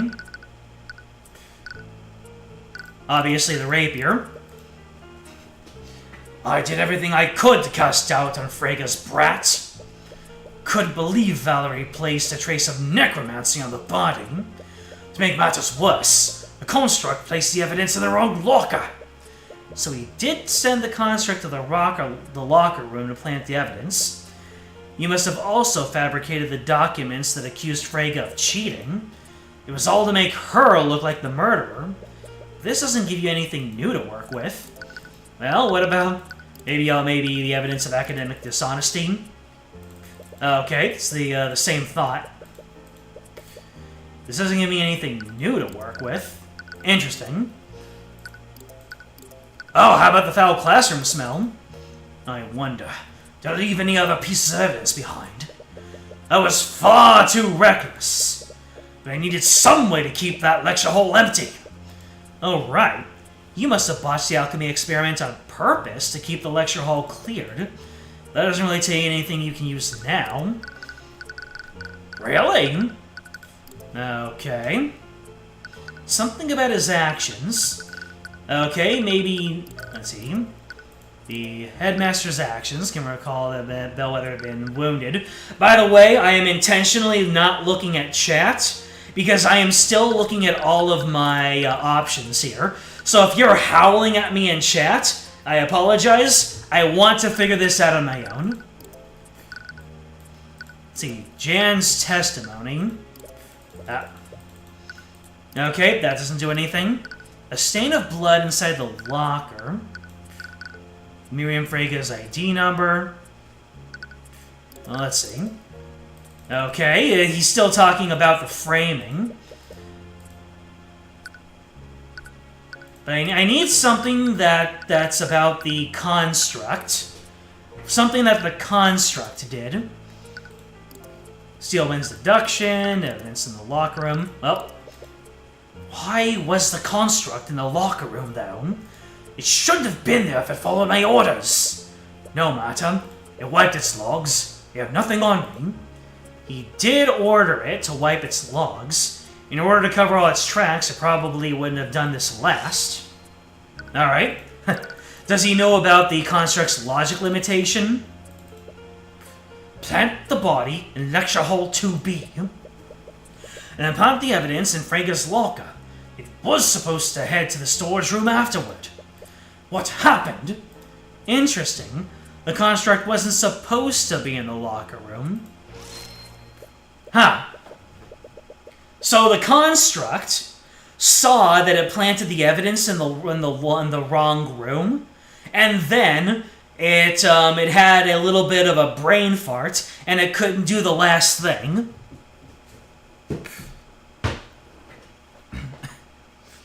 Oh, but it ran out of power. Yeah.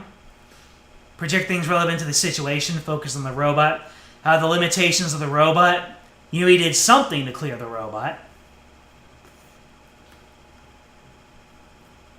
I'm grasping at straws and thinking about where is directly suspicious. It didn't have a brain fart. Something happened to stop it, and I know what it is. Oh, the vase. He knocked over the vase, and then it said, "Be quiet."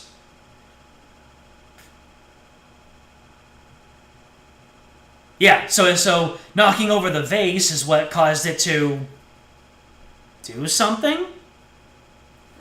Nope. It's in my evidence. Wait, he ordered the construct to go to the storage room. It would have done that after it was finished planting evidence in the locker room. But we found it in the locker room. What stopped the construct from leaving the locker room? Let me see. So something happened in the locker room.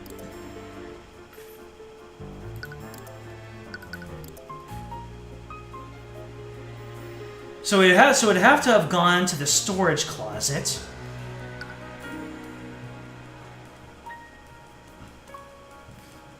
Let me see here. So something happened to the whole school, actually. Come on, man. I really should just, So, let me see. The lockdown system creates a magical barrier that isolates and protects each room in the building. Right. The body was probably reported earlier than Redmond expected. This means he probably started the lockdown before the construct was finished in the locker room. How did the lockdown affect the construct's actions? Let me see. How did the lockdown affect the construct's actions? Let's see. Redmond's series of commands was interrupted by the lockdown. Right. The series of commands would have been interrupted. Wait a minute. I need to cover up the chat when I'm trying to do these things. I want to try using my brain blast a little bit. Constructs execute a series of commands in the order that they're given, but let's say one of those tasks is impossible to complete. When the construct gets to that task, it will deem the entire series of impossible to complete. As a result, it will stop executing the series altogether. So if a task in a series of commands is impossible, then the command will interrupt the entire series. The construct's final command was to wipe its memory, but if its orders were interrupted by the lockdown, then... Ms. Steelwind, I have nothing more to ask this witness. What? You're not giving up, are you? Do you even have to ask? Yeah, I thought so. But how are you going to prove he did it if he's not testifying? Don't worry. The next witness's testimony will be all I need. Bailiff! Bring in the parrot! Next witness? Oh, is Bellwether's voice gonna be what incriminates Redmond in an ultimate act of revenge? Let's go. That look on your face isn't one of defeat. Just what are you planning? Huh! It's nothing but desperate bravado. Now, if you'll excuse me... You've let your quarry get away, Mr. Cuthbert. I hope you know what you're doing. I do, Ms. Steelwind. First, I'd like for the Inquisition to bring in the Arcane construct in the Academy's locker room. We've already established that the murderer could have wiped its history. Please, just humor me for a second, Ms. Steelwind. Very well. Bailiff, please relay Mr. Cuthbert's request to Commander White. I am a robot. Well, here's your construct. I hope you know what you're doing, Mr. Cuthbert. Construct. What are your orders? Please recite your command history. Reporting. Command 1. Stand by in Headmaster's office. Command 2. Await vocal signal. Attack from Theodore Redmond. You hear Redmond stand up from the gallery. Oh dear! Seeing this, the prosecutor watches him and carefully clutches the handle of her cane. Command 3. Treat Catherine Bellwether as hostile entity and neutralize. Welp! Construct! Wipe you! Hold on! Before he can finish his sentence, the prosecutor points her cane at the headmaster. Magical energy shoots from it and collides directly with him. That would have been cool to see. The magic wreathes around his body and stops him from moving. He's clearly trying to struggle against it, but it looks like he can't even move his mouth. Miss Steelwind? Excuse the interruption. Please continue. Command 4. Await vocal leave from Theodore Redmond. Command 5. Move to classroom 2B. Reply to any inquiries with voice line number 3. Command 6. Remove Catherine Bellwether from interior frame and place on floor. Thank you, Construct. You can stop now. I think we all know the rest. But just to be clear, who gave you this series of commands? Commands were provided by Headmaster Theodore Redmond. That construct has some aura. How? I ordered the construct to wipe its command history. Mr. Redmond, constructs don't follow the same logic that humans do. They're prone to error when their commands are impossible to execute. Impossible? In what ways were my commands impossible? You were the one that made it impossible. You activated the lockdown system.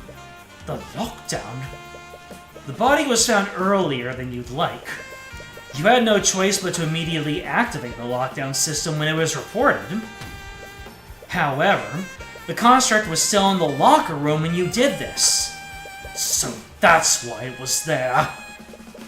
The construct finished its tasks in the locker room, but then it tried to follow your next command. It tried to move the storage room, but it was prevented from doing so. Completion of that command was impossible, so the series of commands was stopped before it wiped its history. You little... Theodore Redmond, you ordered your construct to murder Catherine Bellwether.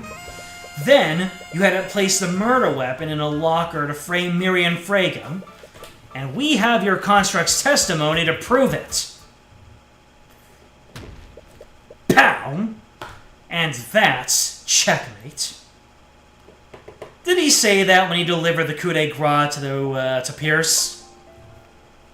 I can't believe it. How could you do something like this, Headmaster? She was going to take everything from me. My position, my academy, my students. Everything would be gone. It was going to be stolen by her and the Fragas. Why did you say anything to me? I could have... Don't you dare stand there and act ignorant, Lady Steelwind. Do you think the Fragas acted alone? Your father was a part of this too. What? I have nothing to say to you. I thought you were different. I listened to your lies about societal reform. In the end, you were just like the rest of the aristocracy. By the scared lord. What have I done? I was even willing to sacrifice poor Wallace. I can't believe Why did I listen to... Why did I do this? Someone put the idea in his head to commit murder. And gee, I wonder who is associated with reality glitching.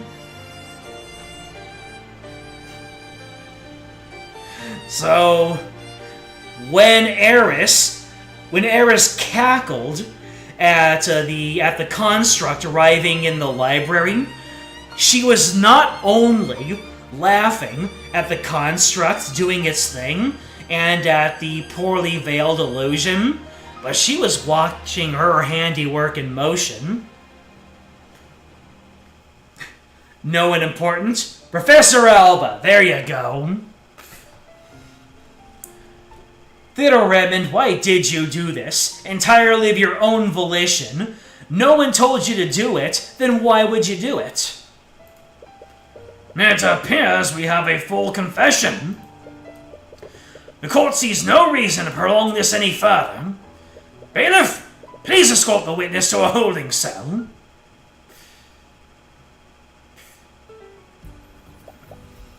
Mr. Cuthbert, you really did it!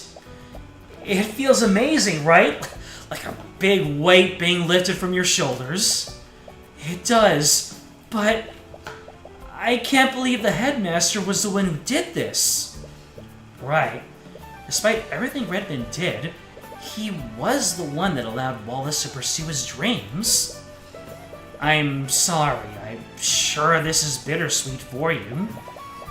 What am I going to do now?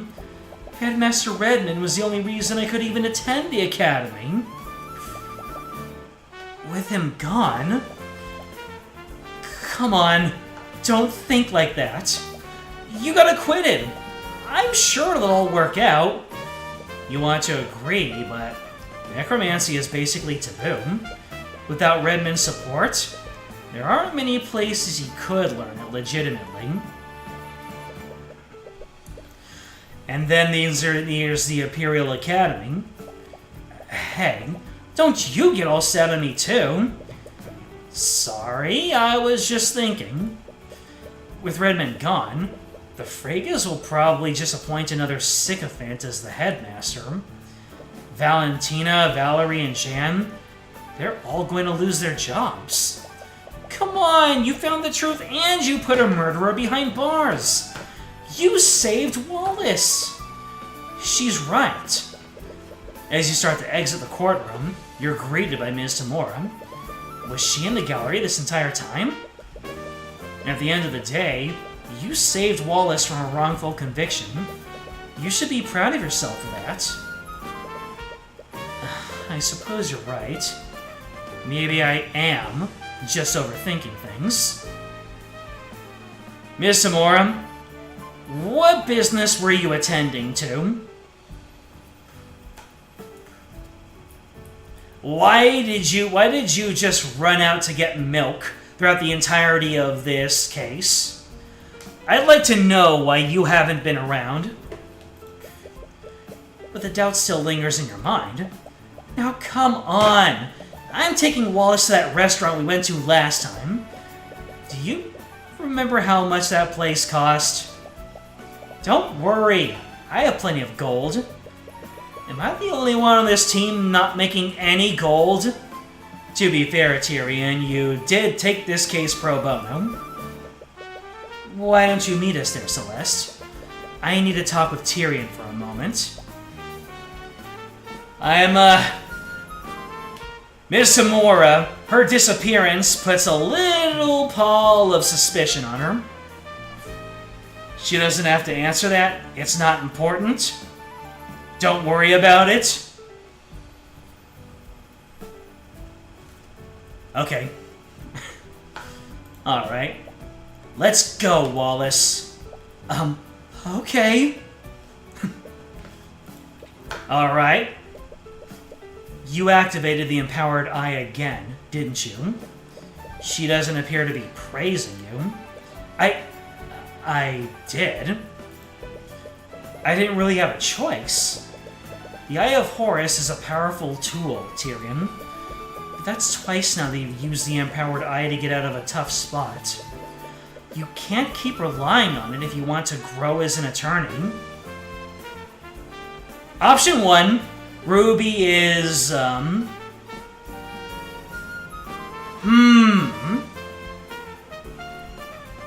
Option 1, Ruby is, not entirely innocent in this whole thing, and she might be working in league with the final villain, or she might be working against the villain, and using the Empowered Eye might be furthering the final villain's ambitions.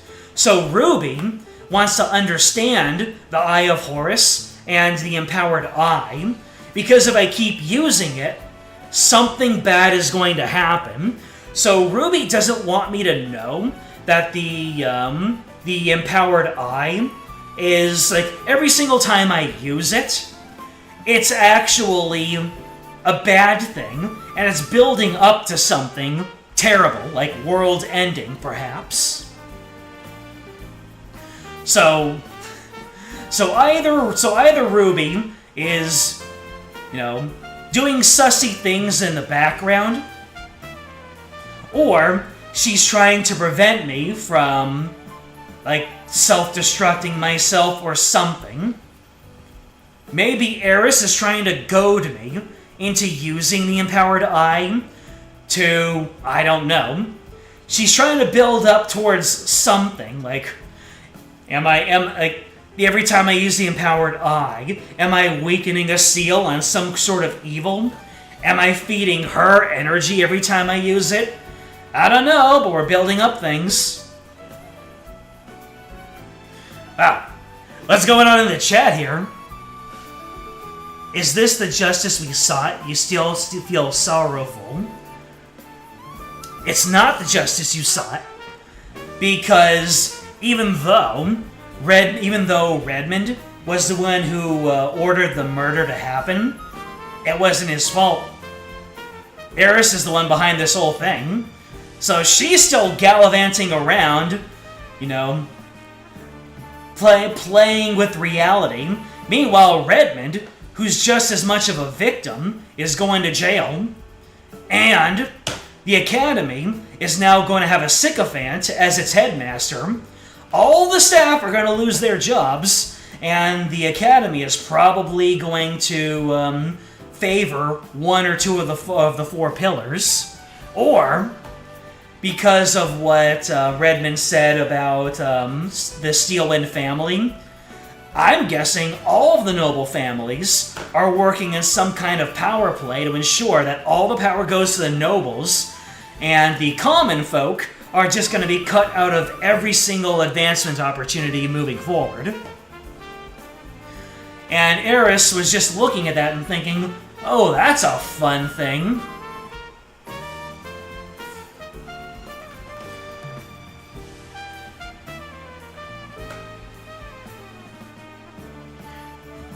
Ruby is perfectly fine. Stop thinking about it. Ruby is great and without flaw. Using the empowered eye is a bad thing, but not for reasons that I know about yet. Big world lore thing. Alright. The thing is, when you tell me that Ruby is perfectly fine, I am inclined to be suspicious of that. Because you only say bold statements when they're obvious lies. You only say things bold-faced when you're gaslighting me. Very obvious gaslighting, might I say. Unless your gaslighting is in itself gaslighting. She is the mother character without flaw and perfect. You know who else is in reference to mothers in this series? Eris. Eris's last name is a warning, isn't it? Eris's last name being Ilmater is telling you that there is a bad mother somewhere out there, and it's Ruby!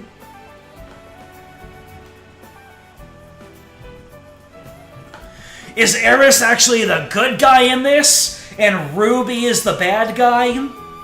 And Ruby... I don't know. I am just buckshotting all over this.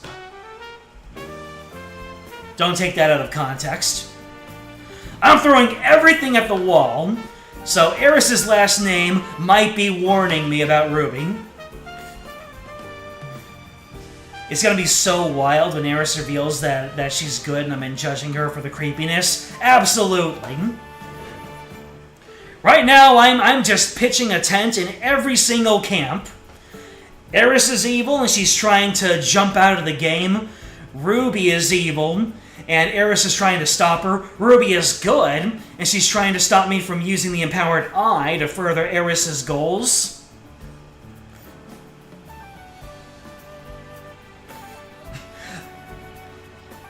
Buying every bit of real estate.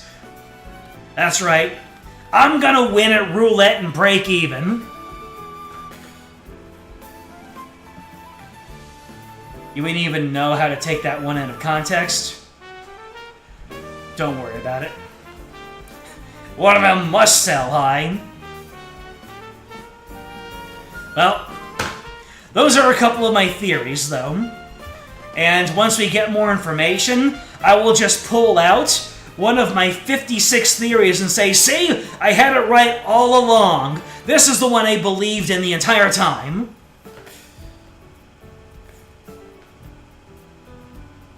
I'm betting on all the horses.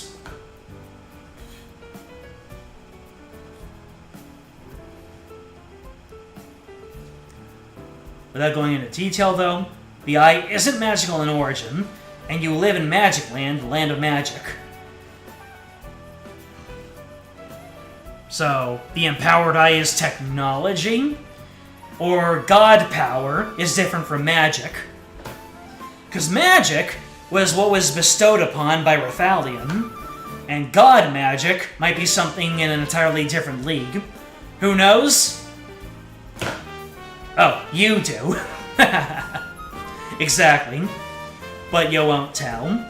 Well, now I'm gonna be in Japan, and I'm gonna be looking at incredible sights and buying anime figures, and in the back of my mind, I'm gonna be thinking, my God, what I'll be thinking about Tyrion Cuthbert mysteries.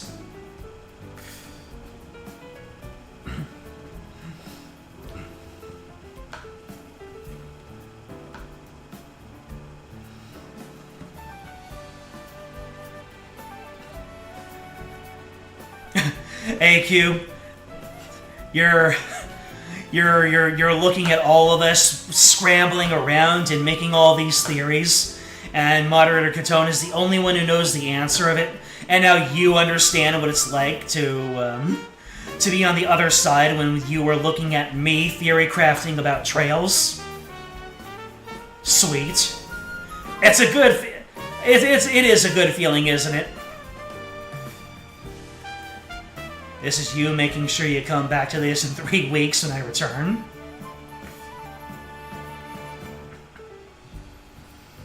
You're not on the other side completely? How do you figure that? Well, you're on the other side of it in regards to this game specifically. That's what I'm saying. But yeah, Ruby's telling me that I can't keep relying on it if you want to grow as an attorney. There are so many layers behind that.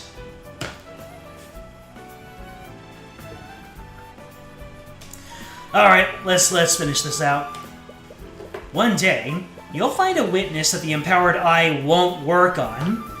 Gee, I wonder who that is. It's worked for me this far, though. Oh no, she's using her own sort of eye against me. So, I was one line away from figuring out what Ruby meant. So, yeah. I'm gonna have to go toe-to-toe with Eris at some point, and the empowered eye will not work on her. It's gonna be wild when it happens. Sweet. I suppose you're right. I'll try to rely on it next time. And that marked the end of another case in my career as a defense attorney. Another life saved, another murderer brought to justice. Are you sure about that? But I still couldn't shake this feeling of uneasiness. Was it guilt for what would happen to the faculty staff? Or was it something else? Hey! GG's! Or maybe EE's, because episode end.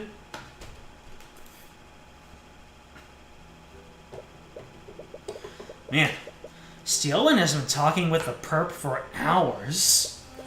What's there to even ask at this point? Turns out she doesn't trust his testimony. Something about his memories not matching up with the crime scene. You don't think he has Mage Blight, does he? No, it's not that. Yeah, he found that damn symbol etched onto his desk. Or, what does she call it? A purple mark? Oh, for the love... not this again. Look, if the little lady wants to trace the boogeyman, just let her. At least this time, he's doing it personally instead of dragging us into it. Is Arya Steelwind on Eris's trail? cast sleep. Hey! What's up with... Uh-oh. Eris! Eris is coming in. Who did this to your desk? What has gotten into you? I've already admitted to everything. I wonder why they specify that Eris was the one who cast sleep. Unless Eris is just, flexing at this point. What more could you possibly want from me? Where did this graffiti come from? What is this symbol? What is this purple mark?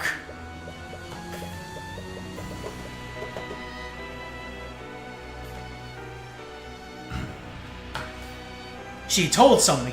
You know what? That is exactly what happened. She did say cast sleep. But who is the one casting sleep? Hold on a second.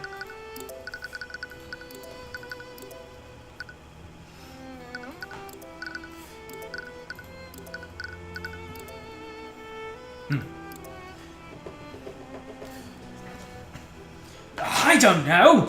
A student must have done it at some point. Think very hard, Headmaster. When did you receive this purple symbol? Focus on the moment you received this. Wait a minute. I remember it now. But how? Too late. Lady Steelwind? Lady Steelwind! Arya, what happened? Are you okay? That was close. My elation over meeting him almost made me forget. Eris? What are you doing here? Why? Wait, I remember now.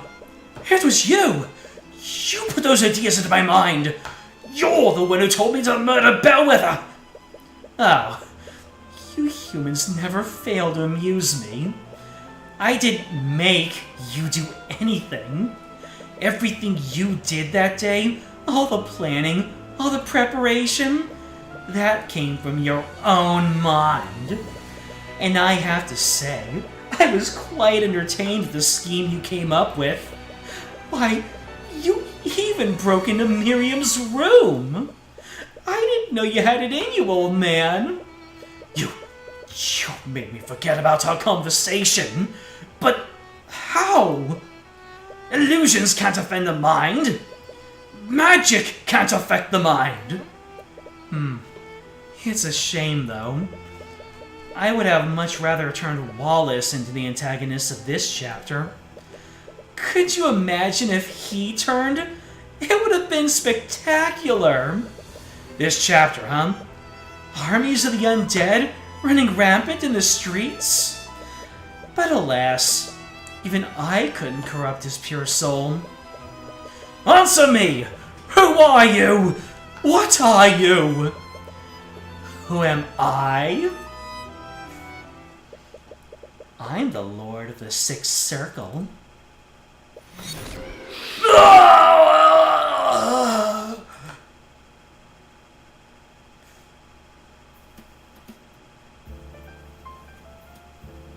Damn! Eris is best girl. Look at her being best girl. She didn't even need to distort reality or glitch anything. She just did her thing. I have to admit, this is a hell of a cliffhanger, isn't it? A really good time to leave us hanging for 2-3 weeks, huh? Yeah, I'm just going to, I mean, what am I gonna do? I have a trip to prepare for. Yeah, exactly. This is. I thought that when I finished Trails in the Sky FC, that was going to be the biggest cliffhanger that I'm going to leave things on. But no, this game just turned into like This game has like 3 different storylines going concurrently. So, and the thing is, I bet you that Eris showed us this on purpose, just to give us this information that Eris is like this. Now she wants to see what we do with this information. The pacing on Tyrion is way faster than developing the meta plot of any of the Ace Attorney games, clearly. Because in Case 1 is a tutorial in Ace Attorney, and they might plant a little something. Case 2 gets things off on the right foot. Once again, something tiny. Case 3 is completely out the window. They might give you, once again, a little tiny thing. But then Case 4 just brings all these little tiny things together. You started from Case 1 here, but you didn't know it until later. It's been so long that I can't even remember what in Case 1 actually happened.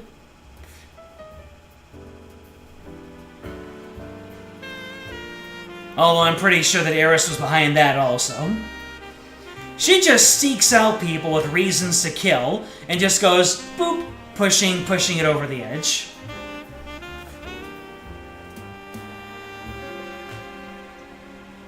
Did we ever see a purple mark in the first case?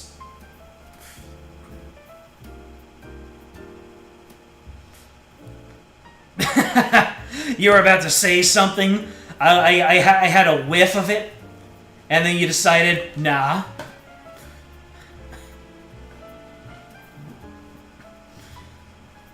I'm not gonna see what it is. I don't know enough yet. That's perfectly fine.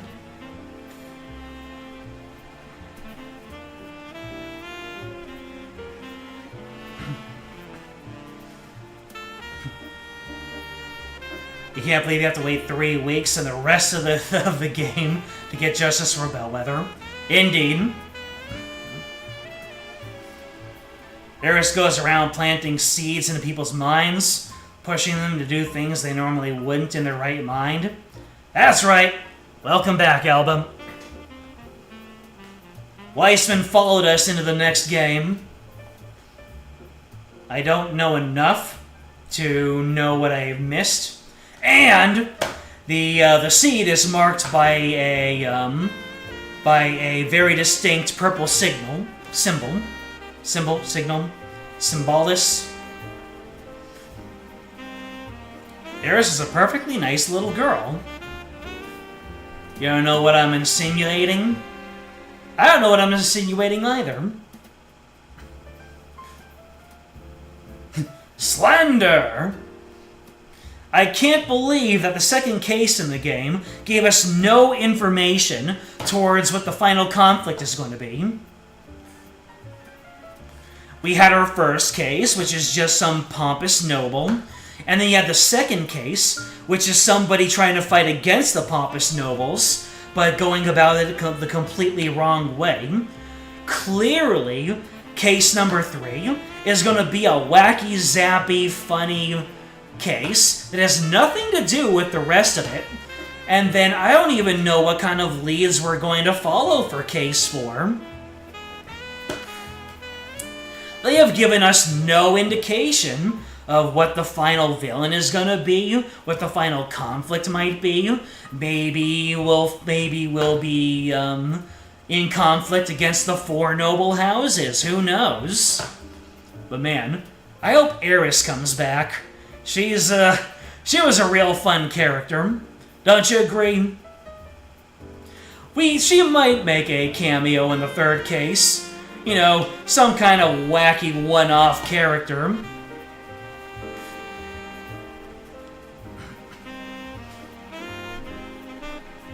You want Eris's eyeballs? That's oddly specific.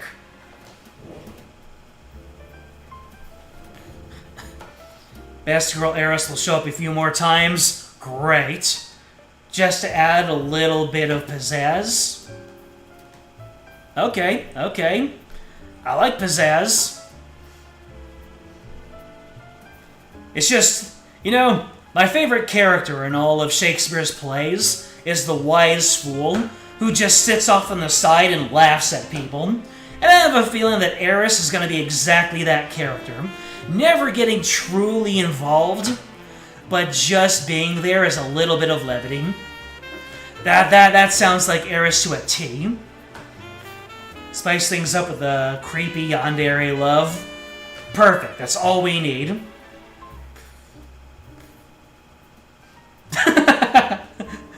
Once again, did I get a whiff of something? A little bit of the old razzle-dazzle.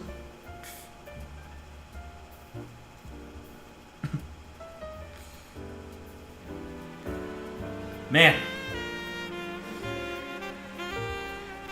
Why couldn't this game be all about Eris?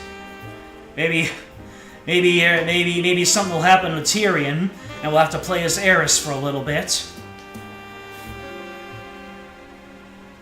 Can you imagine? Your legal team has advised you not to comment. She has good facial expressions. Too bad we haven't seen very many of them. She just has her neutral one, her happy one, and I think one of her sad ones and her neutral ones. We need Eris to have some more exaggerated expressions. We need one where she goes completely crazy. Too bad we haven't seen anything like that thus far.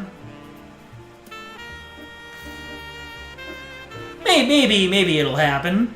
You never know.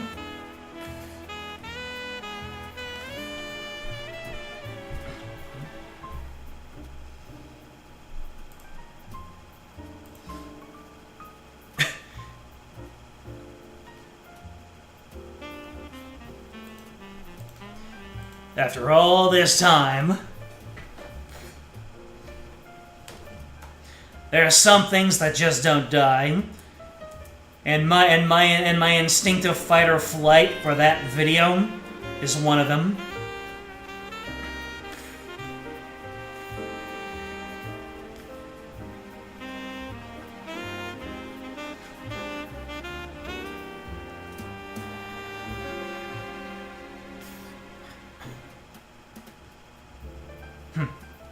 So AQ, you're all about the vibe that Bellwether has, but Eris misses the mark. I see.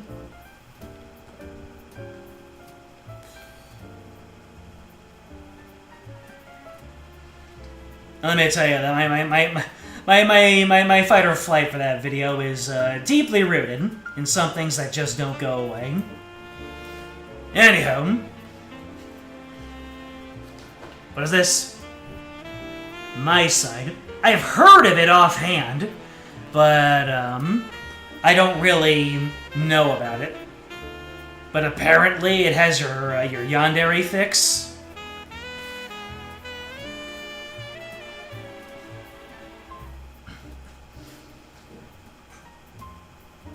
Eris is best girl without flaw, can do no wrong. Well then, I guess it's up to me.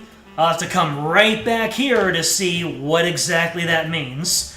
Where I'm gonna have to figure out what it is that Eris does that really cements that 11 out of 10 that I'm seeing. I mean, is it more of the same? Is she just here being perfect? Or does she do more things that just makes her incredible?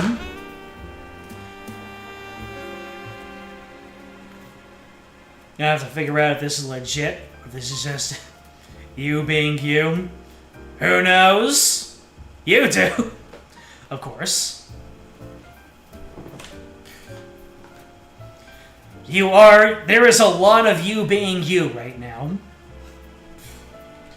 I'd argue that you have been the most you that you have ever been in this in my entire history, ever since April 1st, 2022.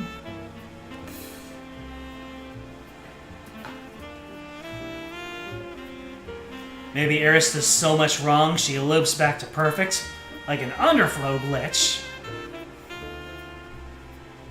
That's entirely possible. Who can tell? All we know is that the end result is 11 out of 10, 50 out of 10.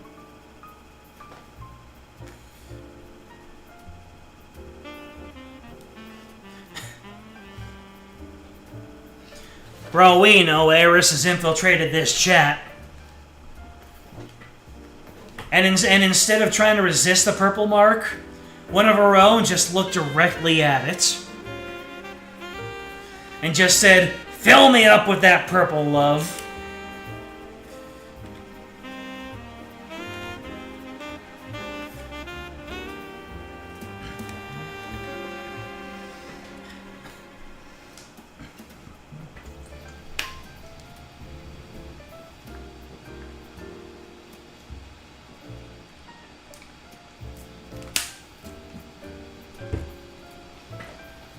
You stared into the abyss.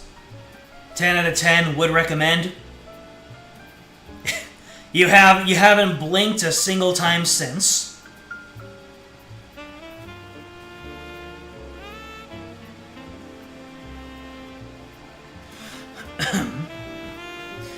All of this who am I stuff, you are you. I see. Gilberto-sama! Blinking's overrated just like sleeping. Well, yeah, I'm gonna need a bunch of that, cause at the end of this week, I'm gonna be on a long plane ride.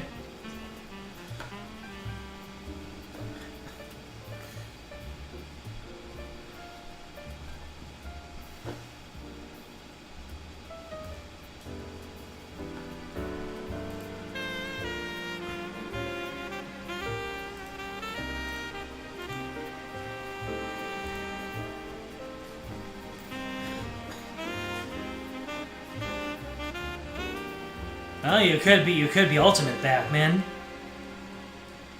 Batman's a poor guy. Just, uses the whatever's around him. And then works out a whole bunch and then just punches people. Thank you.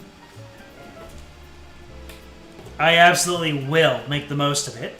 There's gonna be a lot of hiking.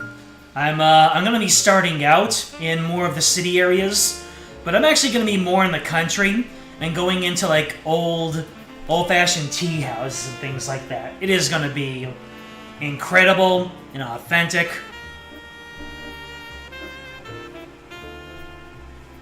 Oh, there are gonna be hella pictures, like I said before. Get that good merch.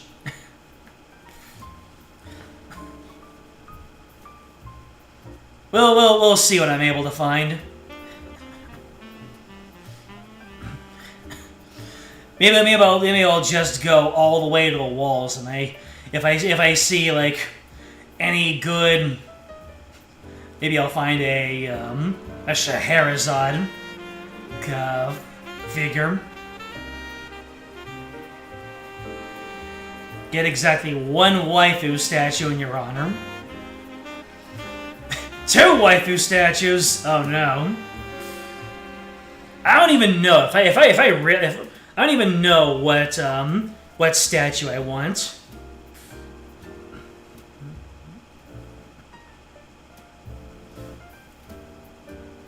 Even though I have my preferences, definitely if I find a Francis Drake statue, that might have to force my hand.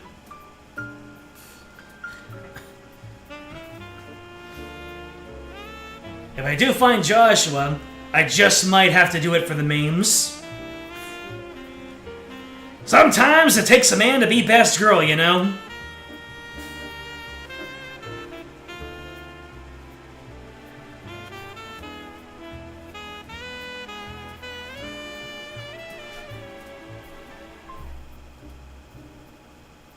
Ren has one.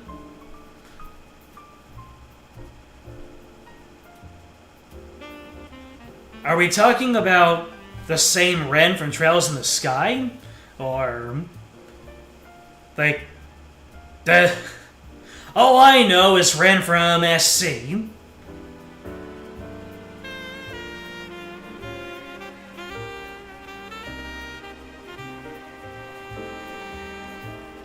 I'm guessing that she's like one of the most popular. That Ren is super popular. I see. Well, I can honestly tell you, that's definitely a cup of tea that I do not partake in.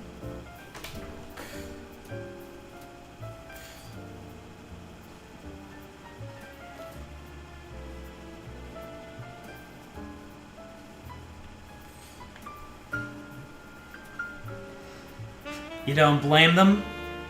I see.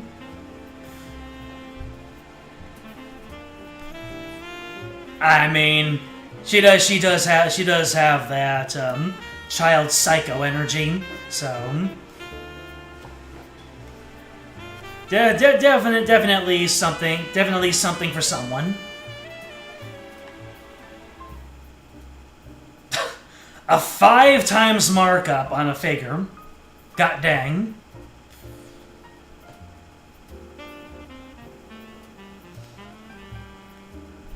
You know the real figurine that would make them a Gilbertillion amount of dollars. Aside from Gilbert, they would make $1 billion if they made a Sieg figure. I'd get that. I'd rake in the dough, baby. Although if I find a Chloe figure that has Sieg in it, I might have to go with that.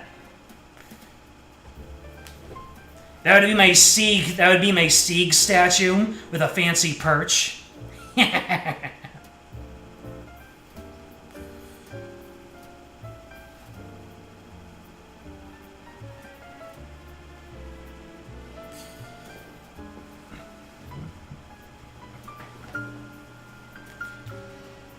They've only made a figure of a single male protagonist so far? Dang. What, you're telling me there are no Zin figures? There are no Olivier figures? That's surprising. They really didn't make a Maid Joshua figure.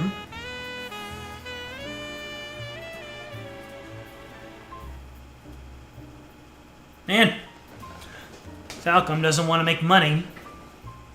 They're allergic to it. All the male characters are from Cold Steel and Joshua. Dang.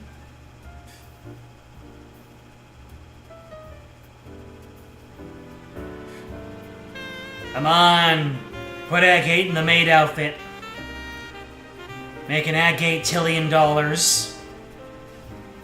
Or yen, I suppose. No, I don't care what gender you are. Put on the maid outfit.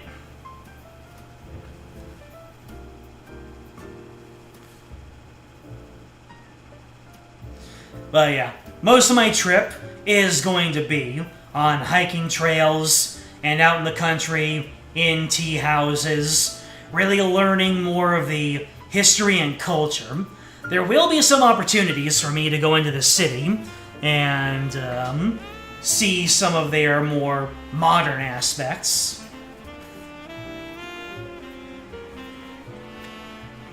I said trails. Yep, hiking trails.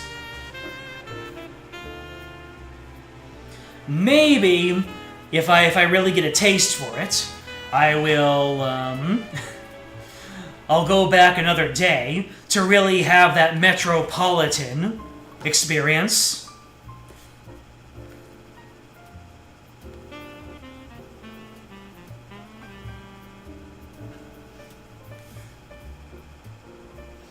But yeah, really looking forward to it. Delicious cuisines, absolutely. I have a list as long as my arm of ramen houses, little holes in the wall that are incredible. Even things to pick up from the local 7-Elevens, because, you know, it's Japan. Everything is high quality there.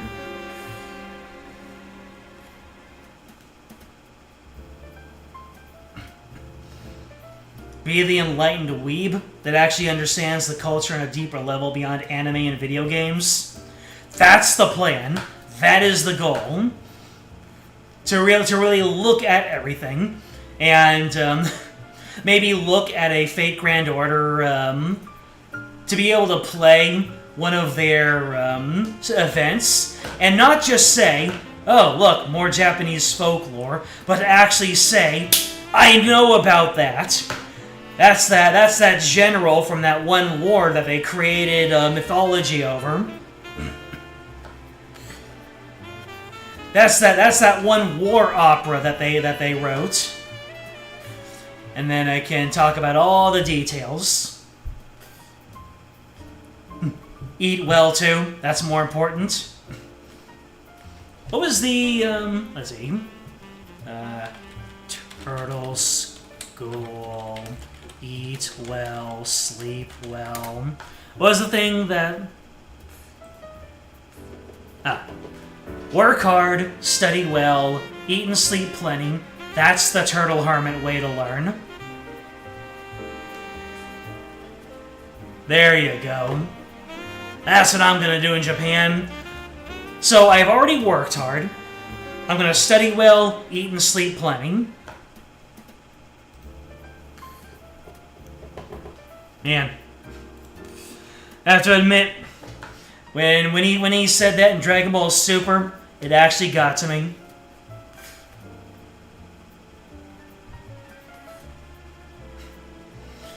Well, yeah. Any other advice? Any other well wishes? Any other recommendations?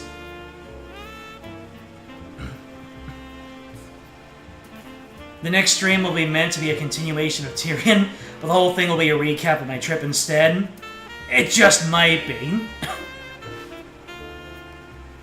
I just might end up pulling up, I don't know, Mario Kart or something, and then just veg out while talking about Japan the entire time.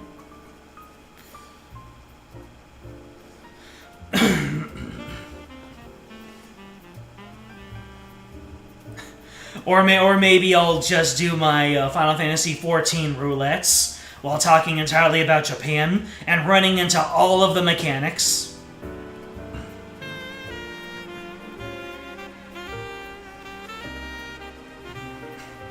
It'll just be a stream of me grinding the Occult Crescent. Because, good lord, I ain't gonna be so behind on that.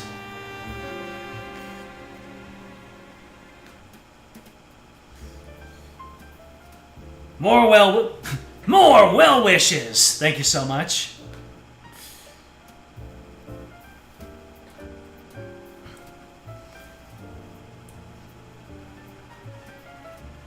All right. Looks like we're starting to wind this down. Ladies and gentlemen, thank you so much for joining me on this leg of the journey. Matthew, who is here, AQ, Solaris, James, Moderator Tone. I believe that was all here. Just for posterity's sake, I will reiterate that this is going to be my final screen time for the vast majority of September. No stream on Wednesday. I will be packing and preparing and double-checking everything for my trip. And from then on, I will be back. You know, I do fly back on the 25th, but I'm probably going to be very jet-lagged. Or who knows, maybe jet lag is going to make for a fun stream. Who knows? But after today, I will be in Japan, and who knows, maybe I'll figure out how to stream on my phone. and then do some funny stuff there. But to set expectations, I am just going to be off. I'm going to be having fun, in the land of the rising sun, and you will see me in the final week until the final week of September. Fully don't expect to see me until the 27th. That's reasonable. Great time as always. Hope to have a great time in Japan. Next time you see me, I will either pop Tyrion Cuthbert open or just play something nice and breezy while I talk about the trip that I had.